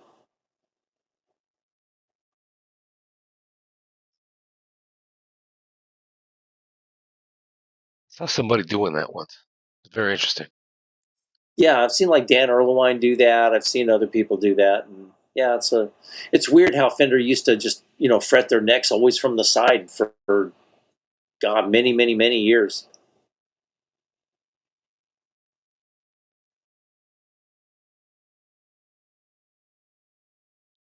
They got a J. Edwards fractal fret press. And this thing, I mean, oh my God. Like somebody that built engines back in the day. You'd Yeah, have to just see it. And it's $289.95 for this. I mean it's a big old I mean, that thing just looks like, mechanical. you know, Yeah, the best. yeah. Yeah.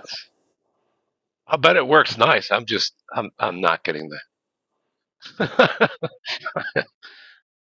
You'll just maybe go for the $89 Amazon one. No, I'll probably get one from StuMac, just not that one.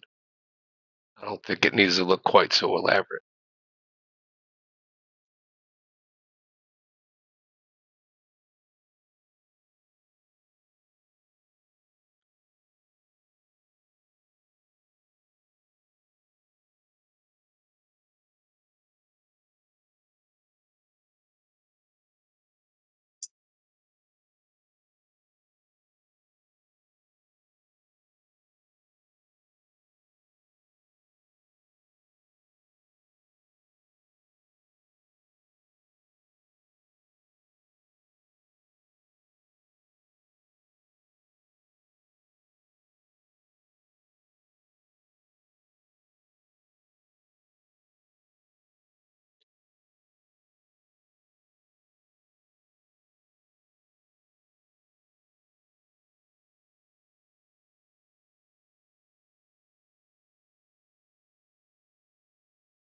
And that thing's really starting to shine up nice.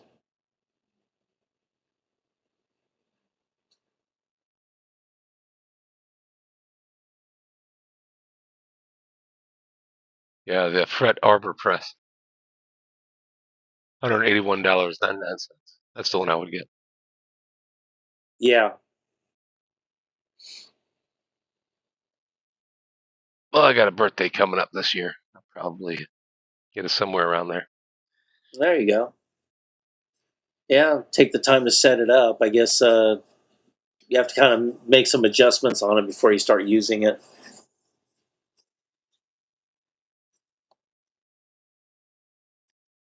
Have you ever used one? No, I haven't. It seems pretty interesting. I've used arbor presses before, but I've never um, used one to, like ever do any fretting. That's the only It would reason be, I asked. It honestly looks really straightforward. I don't think there's a whole lot of. There might not be a whole lot of setup to it. It's really just make sure your neck is going to be positioned good, so when you turn the lever, the press will make contact and help you press down. You know what I mean? You yeah, don't want to. You don't want too much, way too much movement, and you're like, God, this thing doesn't, has to crank a few times. Yeah. I go, Looks like they include a neck call, yeah, so that you basically adds that space in between, something yeah, to set the neck on. No, it's very stable. What's interesting is they got this the clamp, right, which I imagine it works good. I'd say for the price of it, yeah, $376 for something that originally looks like a tool that a plumber would use. yeah, Like a big set of pliers, right? yeah. And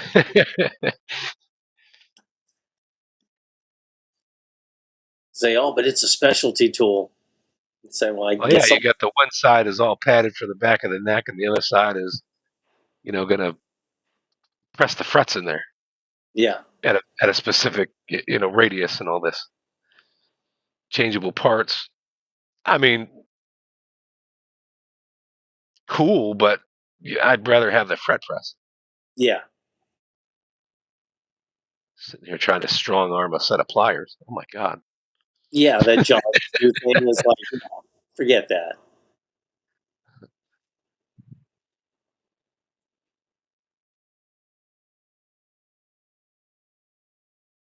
I've seen a couple guys use the individual little.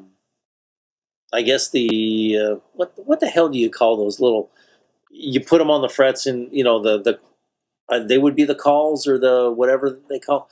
Um, they put those on the frets and then hammer on top of them to put the fret all the way down instead of using a press. It's like those radius inserts that they use on like StuMac sells on their Oh site. yeah, I've done that. I've put one of those radius pieces Yeah, on the end of an oak block. Almost like a stilt you would use for a bed, right? yeah, yeah. So like a 2x2, something like that. Actually, Mhm. I don't think it's 2 inches. Actually, could be. Yeah, I guess it is. Yeah, like a 2x2, oak 2x2. So I use one of those. It's probably about 10 inches long, maybe. You got the cull on the bottom of it, and then you can put the different radius sizes in it. And Yeah. I've put that on the frets before, and then just tapped with the hammer. I wasn't getting better results than just tapping it in with the hammer. Oh, okay. I tried that bullshit, and it really doesn't simulate a press at all. Oh, okay. If you have a side that's not really going down, right, and you feel like you want to slam that a little harder, Yeah. you could use that. But your real problem is when if you do that and you get it in there, when you go to level the frets, you'll notice that what you did caused that thing to go so deep into the wood, it's really low. Yeah. So you're kind of battling this whole problem against pressing the fret so far into the fretboard. When you level them after, you can have some that are really low. Okay. I've learned that when it's not going, well, new information recently. Steve had noted that just heat it up, loosen that glue, and then see if it'll go down.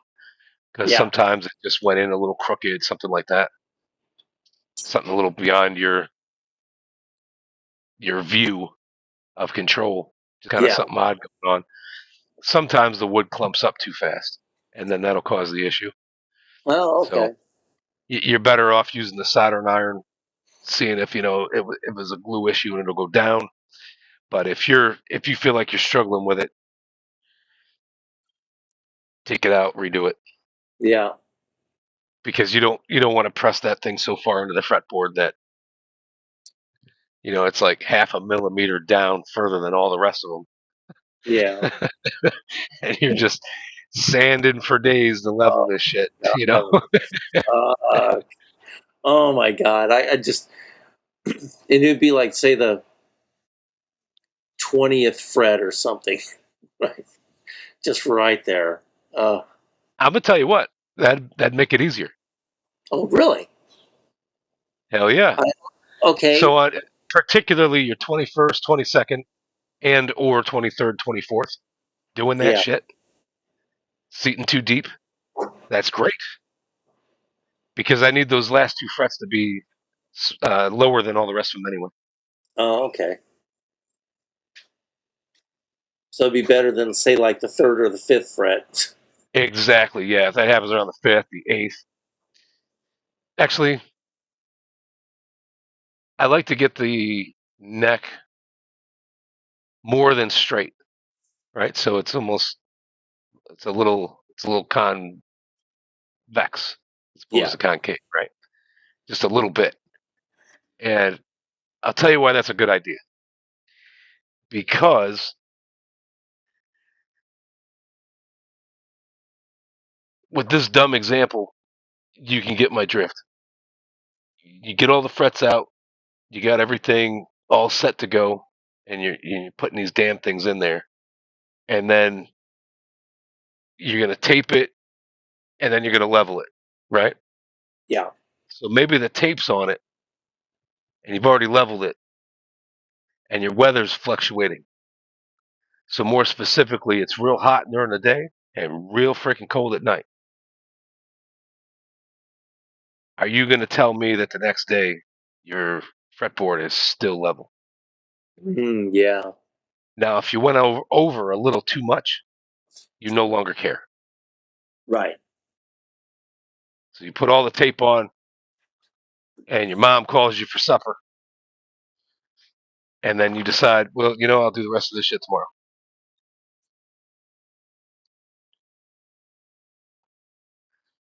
So it's a good idea to go go about half a turn past straight.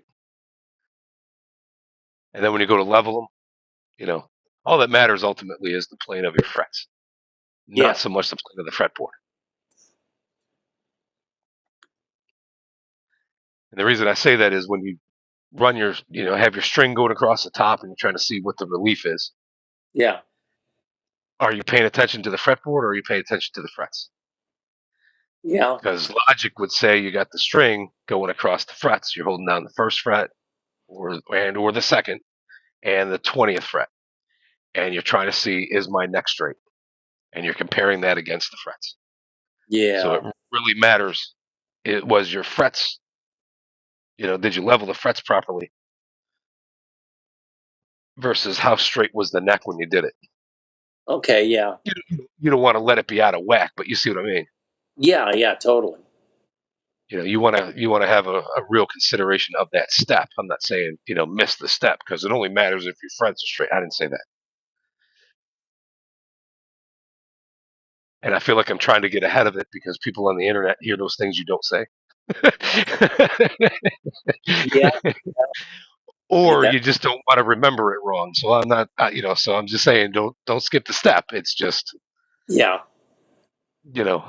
this deadline perfection is not necessarily required. Yeah. You get it as perfect as you can, and don't stress about it.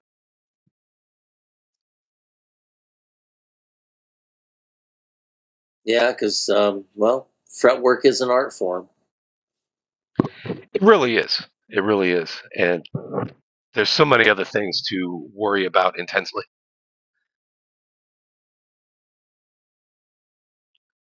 Yeah. It seems like sometimes the nature of the neck itself determines, I don't know, just the how am I trying to say this? It's like nothing's It's ever going to really determine safe. whether or not you're having a good time. I Yeah, mean, okay. because That's basically what I was trying to say. Yeah, you got it. You nailed it. that's pretty much it. I mean, that's the only reason I was singing the praises on Charvel necks and old Ibanez necks. Yeah. I can't really attest for new Ibanez necks. They could be good. I don't know. I haven't worked on any. But an old Japanese or Korean Ibanez neck made pretty well. Made pretty Yeah. well. You go and do your fret ends and everything else, and this thing is holding up, no problem. It's like it's bulletproof. Yeah. But you get something cheap made in China, and I shine my fret tools, so I've got a very smooth glide going across the fretboard, right? Every Yeah. instance. Again, when it's stainless steel, you're going to go over it more times than if it was nickel. Yes. Maybe 20 more times than if it was nickel, because it's very Right. unforgiving shit. Yeah, So if you have absolutely. something that is just not very strong material, it's kind of bottom of the barrel. If you're putting stainless steel frets on that, it might reveal just how good it is. Whereas if you were doing nickel, maybe you'd never notice. Mm,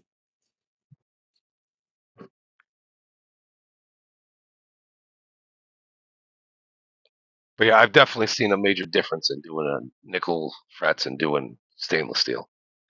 yeah.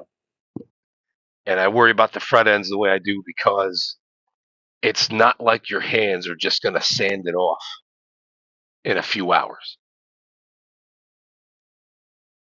You kind of want to get them nice and smooth before you start playing. Yeah. Yeah. Yeah, very unforgiving stuff.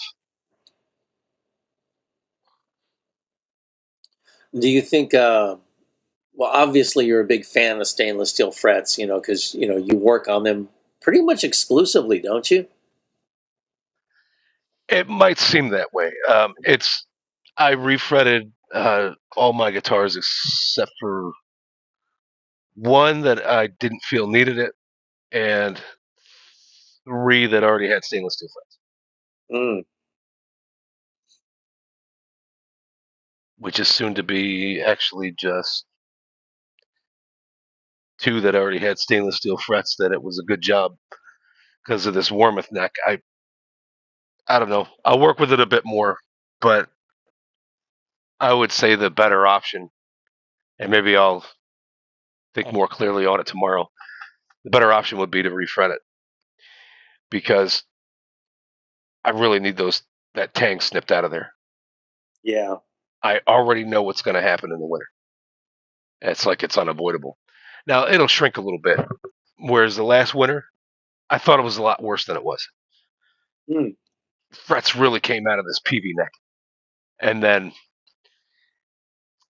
a couple months later, it's like it never happened, and I Huh. never got around to it. I didn't fix it. I didn't fix it at all. And these things were sticking out really far, and by the time it bounced back, I was like, "Oh shit! If I'd have cut those things, I'd have probably never had that problem again." Yeah. But again, you got these fret ends sticking out, specifically the tang that's sticking out of the side of your neck, right? Right. Not Yeah. necessarily the frets. And to level that means you have touched the wood. Yes. I don't give a damn if you use tape or not. Yeah. If it's You're completely done. fixed, at the end of the day, you have touched the wood. So something came off. And now your neck is effectively thinner. So when it happens again, do you see my point? It's like you're going to be chasing and chasing and chasing. Yep. You might always have the issue, unless you just paint that damn thing. Yeah. Oh, Will is here. I'm Yeah. Hey, talking Will. my. How you doing, buddy? Hey, Will. Good to see you, man. But yeah, I feel like with this roasted maple neck, it's like Steve said, it's like the wood's just a little bit more brittle. So as you get that tang smoothed out, I think I'm removing more wood than I normally would have, Mm. more than say a Charvo made in Japan neck.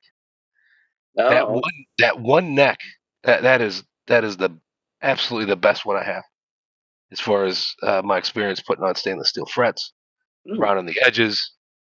Everything worked out so great. It's had a lot of stability. I didn't have problems with it last winter. Knock on wood, but I mean it's just been great.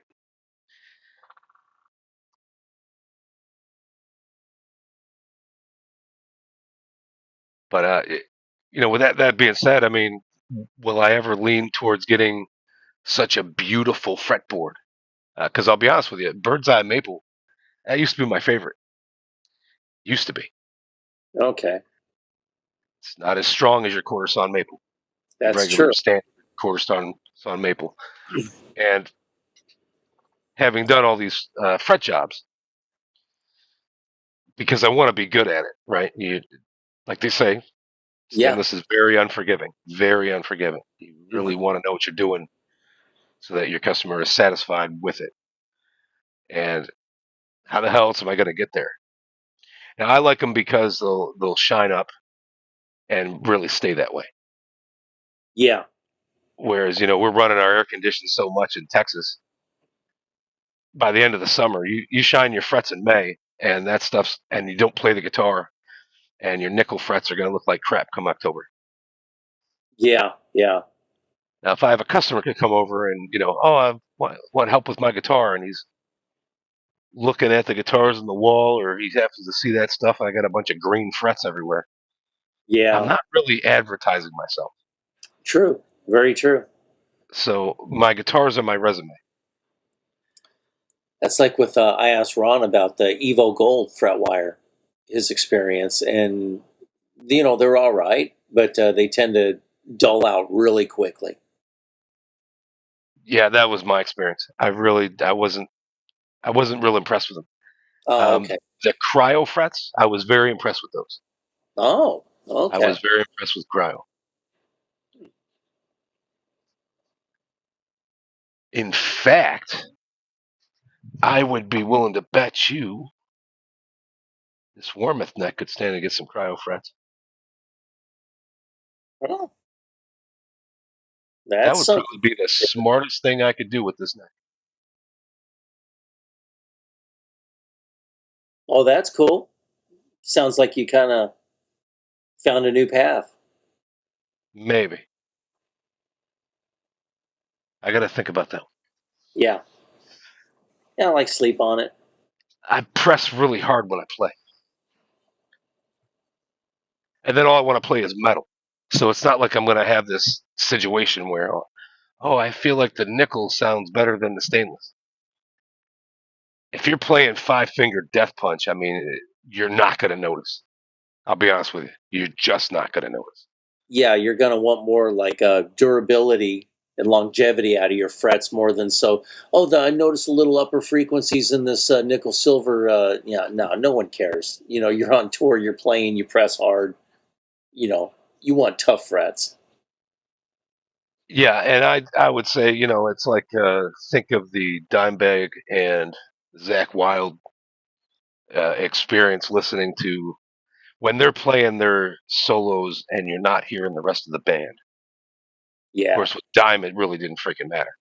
yeah, The highs are high as shit. And I don't think they even got stainless steel frets. The highs are high as shit. yeah, That guitar's got a bite to it that is just unbelievable. And it's I feel like in most cases, no matter what somebody's playing, they're looking for less bite. So they got a well-rounded guitar. They don't need so many. yeah. Um, I don't know. I watched a YouTube video recently of a couple of guys, and I'm struggling with the name of it. I want to say it was some kind of no cover charge, Oh, I know what you're talking about. and the The dude bought a no V. cover podcast or something with the Jared James Nichols and that Music is Win guy. Yes, that's it. That's it. Jared James Nichols. Oh my, he can play the shit out of a guitar. That guy He is bought freaking that V. amazing. Yeah, He bought that V, and he's sitting there explaining this thing. He's like, I was kind of skeptical about getting a V with one pickup, right? And then it's got the 24 frets, and you didn't really notice at first. It's kind of amazing. And then as he's playing, and he's using turning down the volume and kind of getting into blues and everything else. Holy shit, that guy. That's some experience and some talent that I wouldn't have looked at that guitar and said, yeah, let me turn down the volume to make it more bluesy. yeah.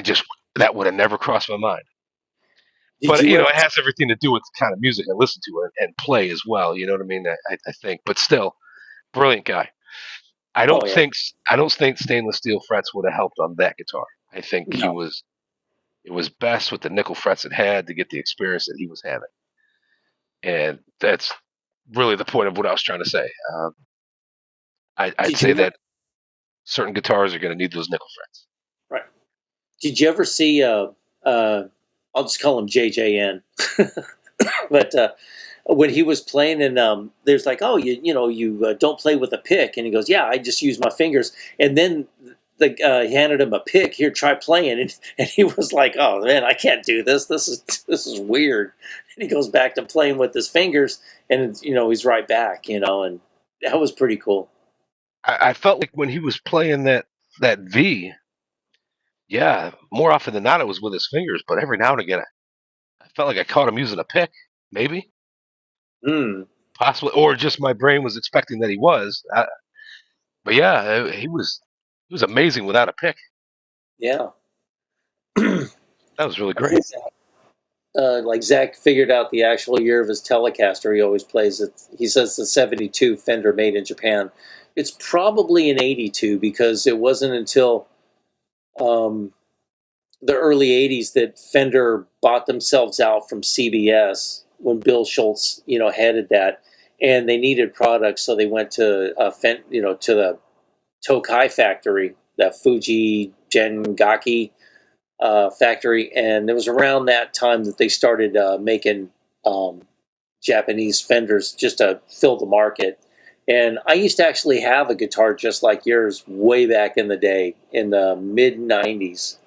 I got it used. It was a Telecaster Custom, and it was yeah, same finish as yours. So whenever I see yours, it's like wow, it brings back some memories. It was a cool guitar.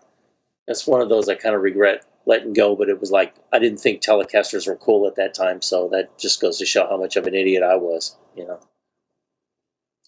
Now Telecasters are awesome. Yeah, I've heard a lot of people say something very similar.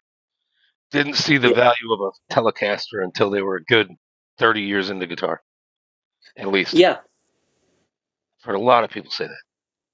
Yeah. I haven't said it yet. Oh, you may. Yeah. I might. No, I definitely see the value. I think that I would say quite literally, I'm not good enough to really appreciate what I would have in my hands. Oh, me too. I mean, I suck ass at guitar, but I mean, I like a Telecaster for what it is, and just the simplicity in it kind of forces you to look at it. You don't play a Tele like a Strat, like a Les Paul. It's his own thing, and it's an unforgiving mistress who demeans you and just looks at you like, make me feel good, or I'll kick your ass. It's like, yeah, but it's awesome. And then when you pull off something really cool, like Zach Fong, I mean, he plays a Tele most of the time when he does play, and yeah, he's really sounded awesome. It seems like he has a Strat and he has a Les Paul too, but it seems like he's more comfortable or at home, or I'm just so used to seeing him on his Tele, and he's really kicking ass on it. So it's great. I'd say the big difference is, whether or not you could play, a electric crown from Testament. That sounds great. Oh, I can play that. Make a claim like that. That's great. But if your vibrato sucks, Yes. when it comes to that song, who would notice? Yeah. So if my vibrato sucks, I get on a Tele, you're really gonna notice. Yeah, I mean, everything's just so there. On a Strat. Yeah. You have the springs and a little less tension. You can kind of Les Paul. You got the shorter scale. You can Tele. Oh no. She'll bitch slap your ass. I think it's going to advertise everything you got going on that is not quite right with the world. Yeah. And I don't think I'm ready to get into one. Thank you, Mars.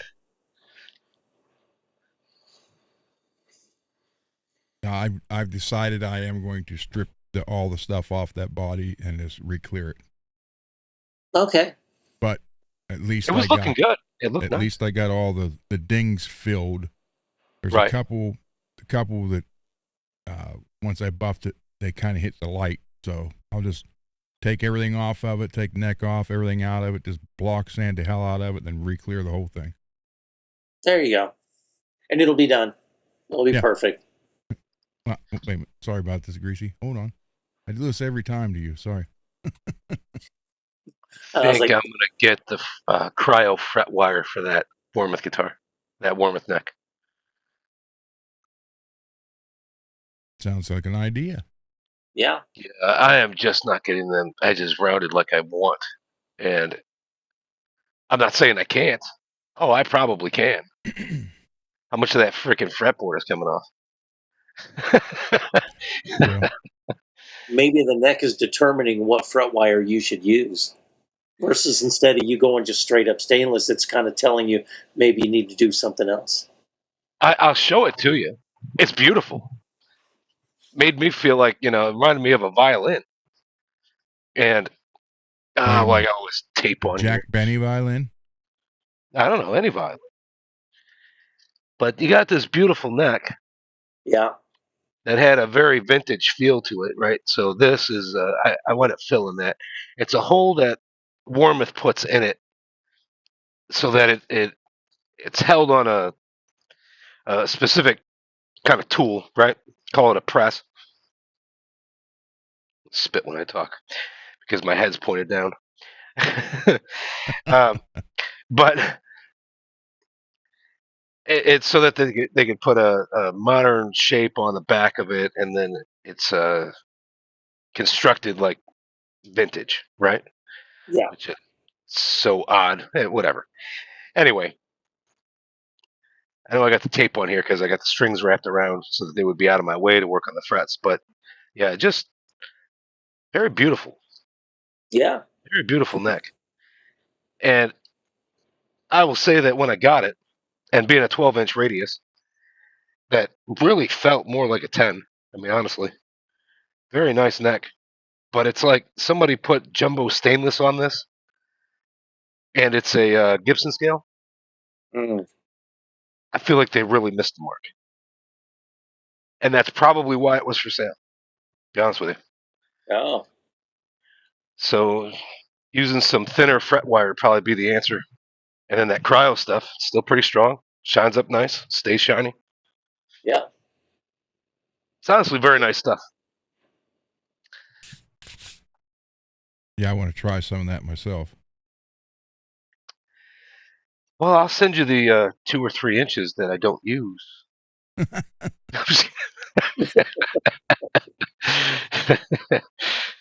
You know what? I'm not even going to go there. Yeah. Don't just let that one.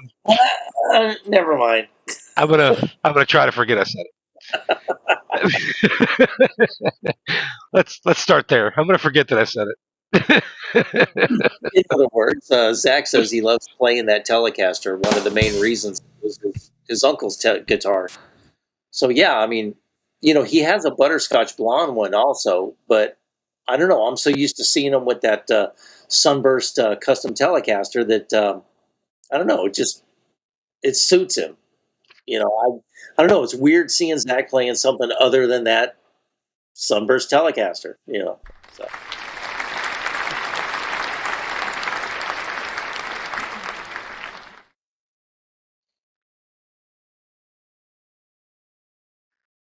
Well, let's see. Figured actual year. Oh, okay. They're like $10 for a 2-foot piece. Of the So if I cryo get wire. now anybody that would be like, oh, I'm great at frets. I'm the best in the world. They'd probably buy just 5 2-foot longs to do 2 necks. Yeah. I know me. I'm gonna buy 6. Now it's always good to have extra. If not a whole tube. Yeah, it, no, just 6 of the 2-foot long pieces. Yeah. No, because ultimately you'll need 2 1/4 foot usually. Yeah. Is how it goes, and you know that you'll probably need 2.5 feet because I don't know. For me, it's always 1 or 2 of them don't really go in right the first time. I find myself redoing them. Damn, So, I wish I would have been able to tell Zach about David King awesome stainless steel fret jobs. I know he would have wanted David to do all of his guitars. thanks, Ron. There you go.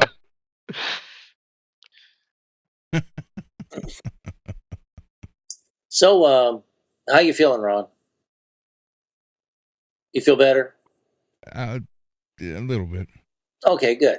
Mad. What happened? My surgery got canceled. Canceled. Yeah, Not because my A1C was up over 7.5. It's 8.1, and they won't do it unless it's below 7.5 because it takes longer to heal if it's up that high, and it's more chance for infection. Okay. And it's That's up why that they high rescheduled. because my doctor didn't give me anything to hold me over for these 4 months till I see that other one that deals with this stuff specifically in October. Because I asked him when I saw him, I said, well, can I just have like some regular insulin pens or something to hold me over? No, I just want, we'll just let her decide. She's the expert on all that stuff. Well, meanwhile, the surgery got scheduled and I haven't been on anything for the type 2 diabetes. Oh, So I shit. spent just a little over 4 hours today at the hospital, going all through the pre-op stuff and everything. And then when they got the blood back, they're like, "Oh, we got bad news. We got to cancel it." Now, once I get it below 7.5, they'll put me back on the schedule. But now we're looking at holiday season. It'll be happening. Yeah, easily So- November. Yeah. So now I got to walk around barely for the next 3 months.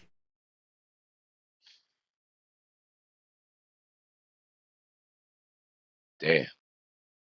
So as soon as they called me and told me that, I called my regular doctor and talked to the nurse the one that always works with me. I said, "Look, when I was there 4 months ago, I asked him to give me something to hold me over, and he said he didn't want to. He'd wait, let this other doctor handle it." I said, "Meanwhile, now I can't get my surgery done." That sucks. So yeah, the only good thing out of it is now September's cooler and less humidity. I'll at least be able to go out and paint the guitars. Yeah. It'll hurt like hell walking out there, but I'll do it. But yeah, it'll allow you to finish these projects and get them done. Yep. And then you do your surgery, and then you can reassess your strategy moving forward from there. Yeah. Well, with this happening now, if I could freaking nail Jed down for 2 days, Yeah. put the paint booth up and get the Hummer running. Yep.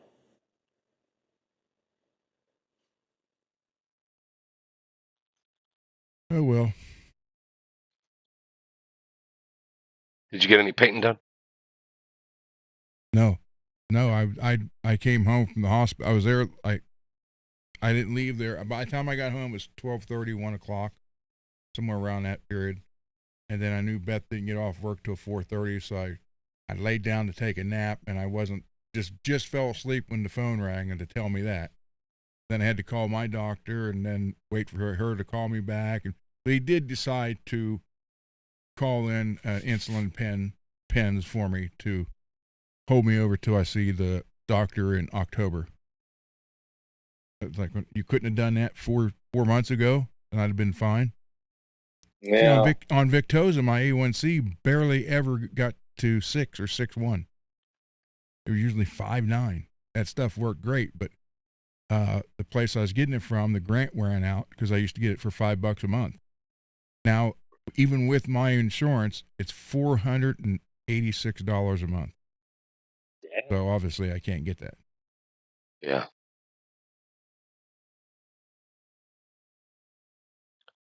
See, like I said, today was trying to be a good day, and it just somehow went to shit. Yeah. Saw the right path and went the other way. Here in Ohio, they passed the bill and signed it into law that all injectables for diabetes can be no more than $35. I said, okay, cool. So I went, Victoza isn't on that list because it doesn't control diabetes. I said, I can show you 5 years of it controlling diabetes. But they won't accept that one. Yeah, it's got to be like, Shit. official. Yeah, if you don't have insurance, it's $1,300 a month. Now, who in the hell can buy that? Good Lord. Really don't Jeez. like these companies and hospitals playing, oh, how bad do you want to live? Yeah. Well, Yeah, let me stay on this fucking planet. the pharmacy I got it from had a grant going on for a long time. And they're like, it was $5 a month. That was it. So I go over once every month, grab a whole month's worth for $5. Then, over 4 months ago when the grant ran out or whatever, they're only offering it to the people who go to the doctor at that pharmacy. Everybody else, they're not doing it now. Oh. So he called, sent it over to Kroger's for me, and I go to get it, and they said, okay, that'll be $486. I was like, oh, put it back.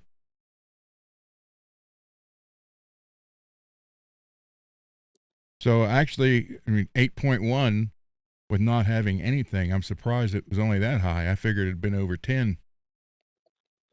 Yeah.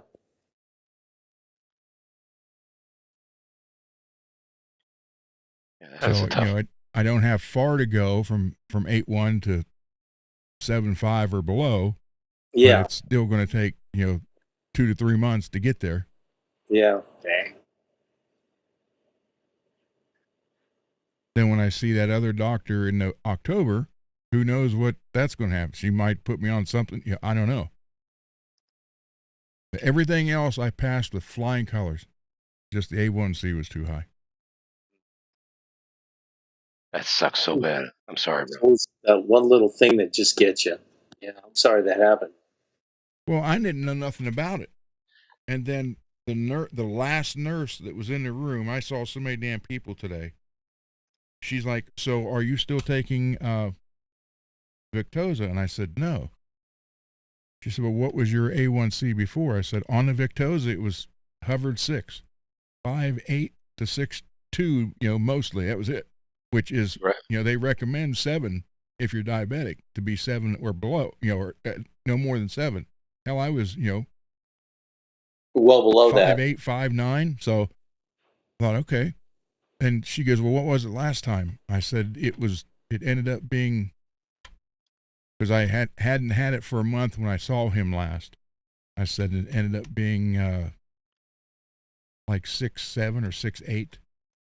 And she's like, "Oh, well, it's only been, you might make it." And I was like, "Make what?" She said, "Well, they won't do it if it's over 7.5. Then it was like, I was like, okay. I knew it, but I didn't want to admit it.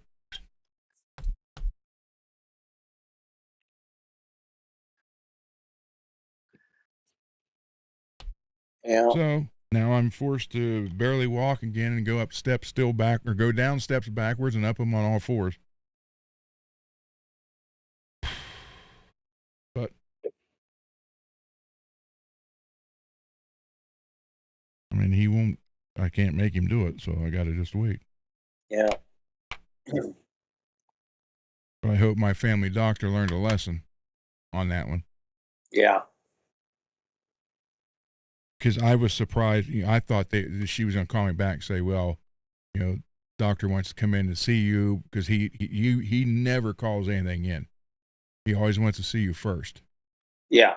And when she told him that I was a little upset because now I can't get my operation that I've been waiting for, she called back and said he called it into Kroger for you, Kroger Pharmacy. So I pick it up tomorrow.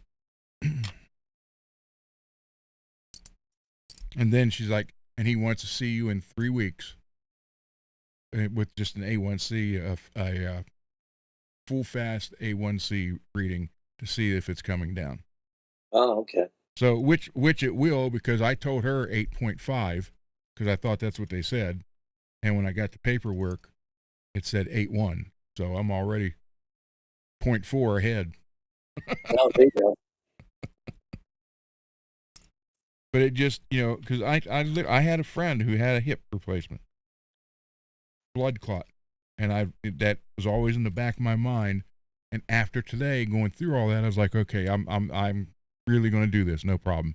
And then that shit happened. Son of a bitch.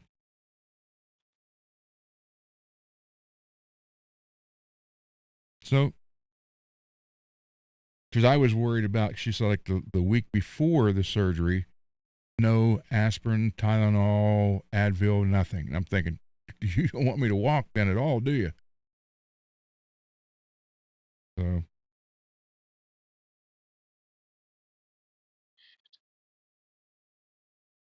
it is what it is. I can't do nothing about it. Yeah. But they understood, they're like, "I can't believe he didn't give you something to hold you over." I said, I asked him, and he said he just wanted the other lady to handle it because that's her specialty. And, he thought that she would be better off at it.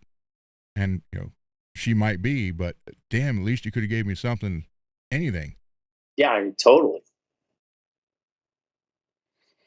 So that's how my day went. but it's almost over. So, well, pretty much is over. So tomorrow, who knows? Tomorrow might be better. I hope so. Well, that's what we do around here. We turn fly traps into honeypots. Oh wait, that's not any better. On a Fuck, good you know note, what I meant. you know, Beth is if she's due that her class that she's in, the college class, for the coding, medical coding, Yeah. isn't supposed to end till the end of November, and she's on track for it to end the end of this month. Nice. So she's working for the attorneys now, studying every night and on the weekends to get ahead and get that done. And then she sent me a text today and said, I missed this job opportunity. And I'm like, what job opportunity? And she sent, it ended yesterday, and it was a new place here called The Bridge. And it's got like a coffee shop, a gymnasium, and a community center and all this stuff. And they were looking for someone, 2 people, part-time, one to work Monday through Thursday, and then someone to work Friday, Saturday, and Sunday, 4 hours each day at $22 an hour. Now, I mean, in California, that's minimum wage, but here, yeah. So she's like, but it ended yesterday. And then about a half hour later, she goes, I went ahead, or it was yesterday. She's telling me, she goes, I went ahead and sent the application anyhow. And she had the interview today. Oh, wow. Very So nice. now she's going to be working 7 days a week plus studying to get all this done till the end of the year, so we can get caught up on everything that we, because the whole thing. Now it is part-time, right? Sucked. Yeah. Okay, it is part-time. Yep. That's Now, remarkable. on the downside, she's not 40. No. On She's a good 57. side, if her brain function is still the same as when she was 40, then It is. she's going to be okay. Yep. Because my wife did the same thing. She went and got her master's degree while she was going to work part-time. And Well, she's working full-time for this attorney. she's So working full-time. Yeah, she's working full-time for an attorney. Okay, that's going to suck. But on Friday, she gets done at 2:00. This will go from 2:30 to 7 or 8 on Friday, and then 10 to 2 on Saturday and Sunday. Okay. So Did you read Will's comment? That's still that's a lot, man. Ultimately, the hours. yeah, You should highlight that one, Ron.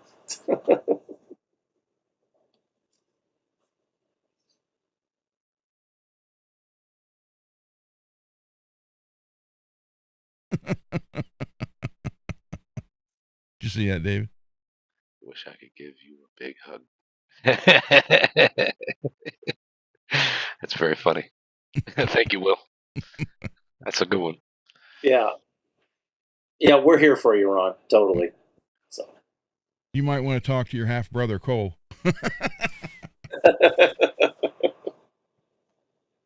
Yeah, healthcare in the U.S., man, it ain't nothing like the other countries, or I should say most of the other countries. Here, everything is how bad you want to live. Mm-hmm. Yeah. You could walk into that emergency room, get some shots, and leave that emergency room, walk out of there. And your insurance will see a bill for $18,000. Yep. And what they ought to have is a menu. Oh, you broke your arm? Yeah. 1 bone or 2? 1 bone is this much, 2 bone is this much. Well, I mean, she's been working there's in no the menu. medical field It is whatever they say it is. since 1994. So, and she's always, it said, the insurance companies run the doctors. They tell the doctors what they can and can't do. So she's like, there's like an LPN nurse at the insurance company, and the doctor will say, you need this and this. And that LPN nurse can say, no, we're not covering it. You don't need it. Yeah. Yeah. They're not doctors. Nope. And yet they control everything. Mm-hmm. And ultimately, it's like they got their little paw on the trigger to control somebody, whether or not they own a house or not. Yep. Why aren't they in the real estate business? Yeah. Shit, make it official. You already run this planet, the U.S. You know, it's, Yeah. oh my God. Why don't you start controlling real estate? Take over McDonald's, make it turn around. Yeah. You get a burger and a penicillin shot. Yeah. I don't know. I just hate this shit. You know, it's so disgusting. It really is. Well, I agree. what hurt us was either the day before Halloween or the day after. It was that Friday of last year. And out of the blue, she gets a text message saying they want her in a private Zoom chat right after lunch. And she sent me a text laughing. She goes, "Oh, they've never done that before. I'm probably getting fired." And I started laughing. Because she was doing all extra work and everything, never turned down overtime, all this stuff.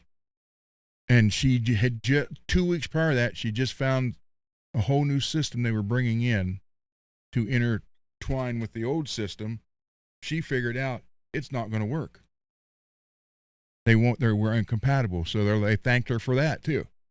So she goes to that meeting, and within 3 minutes, they laid her off. Wow. No hint, no nothing. Just, "You're done." She goes, after today, she said, "No, right now."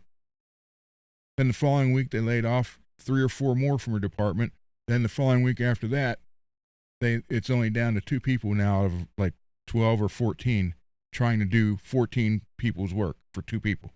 Yeah, you don't necessarily want to be those 2 people. And it's They're not so buried. done. Yeah, it's not. Oh, I'm sure it's not. I'm sure it's not.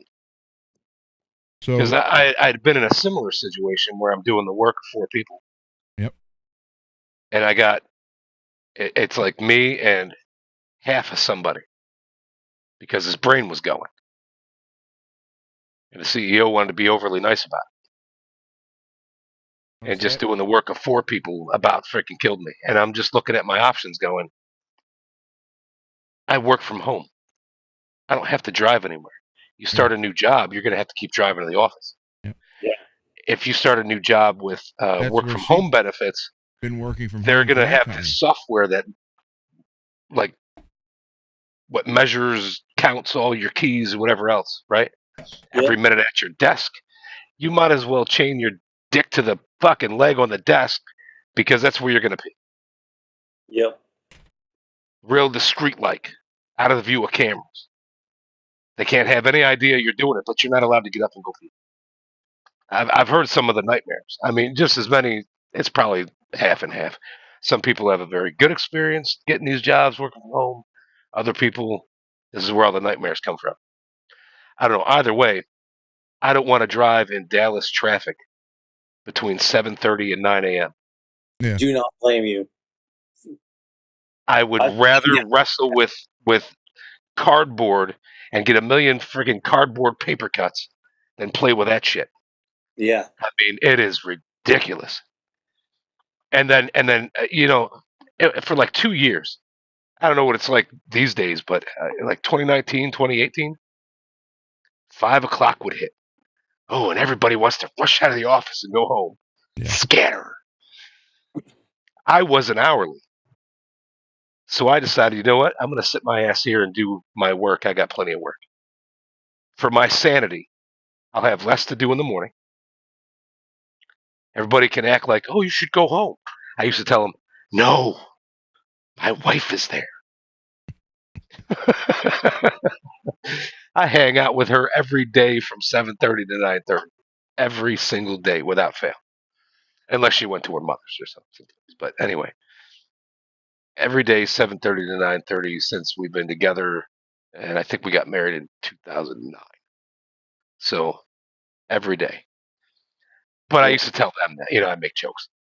So for my sanity, I would sit at my desk and just wait till about 6, 5:50, and then travel home. And my going hypothesis was, you give these morons 15 minutes to have an accident, they are not going to let you down. Yeah. Every freaking night, and you're sitting there on George Bush Highway on the way to get home, just waiting, and all the trucks and everything else that had it all figured out. Well, they're blocking the right lane, so you can't get off at the next exit. You're stuck until the cops let you by. And sitting in that car until 8 o'clock at night. Oh my God. But if you'd wait, then if there was an accident and the thing was all blocked up, people would not be blocking your path. You could probably take an exit and heed the warning or whatever else. You'd be a lot better off.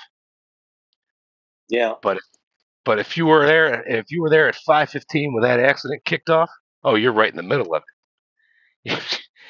Now Houston, those guys are impressive, right? They have a major accident, blocks like 3 lanes or some shit. They got it cleaned up in like 30 minutes. Yeah. 30 minutes, maybe 45. But I'm not kidding you. It's quick. Dallas, same year, same week, same day. 2.5 hours. No Yeah. shit. All these lanes, everything's blocked down to 1. And you know the cops are doing that ghetto thing, right? You know where you're trying to walk by and or drive the car down the street, and the kids will be there with their bikes real close. You gotta get in between the bikes if you want to go. Yeah. They're doing this menacing behavior. Yeah, that's what the cops do. Not every day, but I've seen it enough. It's like, dude, come on. Yeah. If you're letting me pass, let me pass. So you're worried about hitting your tire. Yeah. Just knock him over. Yeah. Wish they do that shit with their bikes. The bike flies over when you hit the tire. Yeah. No, they're doing this shit with cars. Like, rub the bumper. Yeah, I'm going to fuck up my car. Yeah. Yeah, get real. Wish they do that with their bikes. You get some people with some Humvees and shit, They all got those, Spaceball wagons. Yeah. The fucking shit's longer than the movie, and you're like, they can't see all the way around that. People are so stupid, they'll drive those through a Walmart parking lot doing 35. You're like, Yeah. you moron. Oh my God. You can't park that bitch to begin with and you're doing 40 in the parking lot? Jesus. Come on. Oh, when it hits 88 miles an hour, you're going to see some serious shit. It might be death and carnage, but you're going to see some serious shit. Yeah. It's the old lady in the third row of the church choir. You're going to see some serious shit. Praise the Lord. Oh, fuck. Oh, man. Yep. So, I mean, she can do it. I know she can do it. Yeah. I think she can. Yeah. I think she'll let you know when it's getting tough. Well, she only wants to do it through Christmas, both jobs. Okay. Yeah. Because with her getting laid off last year right at Halloween, Yeah. no income, no nothing, and then during the winter, no one was hiring. Yeah. So You're trying to get caught up. I gotcha. yeah, we spent everything I had saved is gone. Yeah. No, incidentally, September and October is a good month to start painting, and Ron does some impressive paint jobs. So if you need something painted just for you, Yep. contact Ron. Yep. Everything's backwards on the camera. Can't point at nobody. Yeah, I got to go like this. I'm Yeah. pointing towards the wall to point it greasy.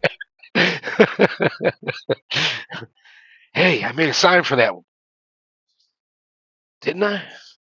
Where's that sign? It was something that Mad Hatter suggested I do. I hate to figure what that is. Oh man. It's gone. Yeah. I swore I had it here. Popo took it. It was that arm was stupid and they had the arrows. And then when I hung it up, I had to adjust the arrows. They were all pointing in the wrong direction.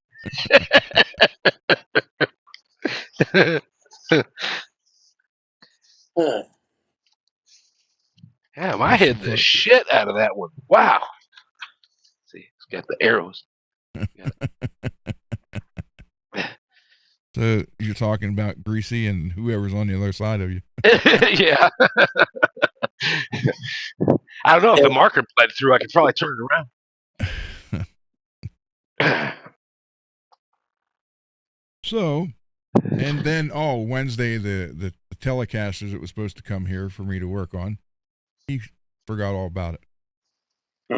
Like son of a bitch. Hey Ed, how you doing? Hey Ed. Hey Ed. Just in time. Yeah, I'm gonna have to bug out in a minute here. I got to get Beverly to the her follow-up appointment at 7:30 this in the morning. It's like, why so early? Could have been like 9. Nope. Only 5 hours from here. I know. Yeah. Yeah, let's see. Yeah, I mean, it is what it is. Deal with it and move on. Yeah. That's true. But that's very cool that she did get the opportunity. Yeah, she was a national honor student and listed in the who's and all that crap. So she's no dummy. Regardless, marrying me, that was like her only one. Okay, puppy. All right, guys. Go ahead and bug out. All right, okay. We see you tomorrow, Greasy. Okay. Night, be good. All right. You too. Good luck. Bye. Guys, take care. You too. There we go. Oh man. So yeah, it was just felt like I had Scottish kung fu today. A lot of kicking when I was down on the ground.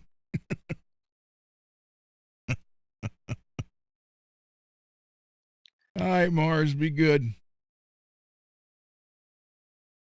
Yeah, we might as well end it anyhow. It's 4:20, 4 hours and 23 minutes. So. Oh yeah, I was gonna say it's probably almost 2:30 your time and it's 1:30 my time. So everybody, thank you for hanging out. I truly mean that. Yes, thank you guys. And be here tomorrow. Wait. Let me see where we at now. Did we gain any more? I think we did. When I logged in, it said 492. 493. We are 7 subs away from a free guitar. 7 subs. That's amazing. Man, cool. And that is cool, guys. That is while cool. we were talking, I did order those cryo frets. So okay. So with that, everybody, thank you. And we will see you tomorrow. Thank you, everybody. Have a good night.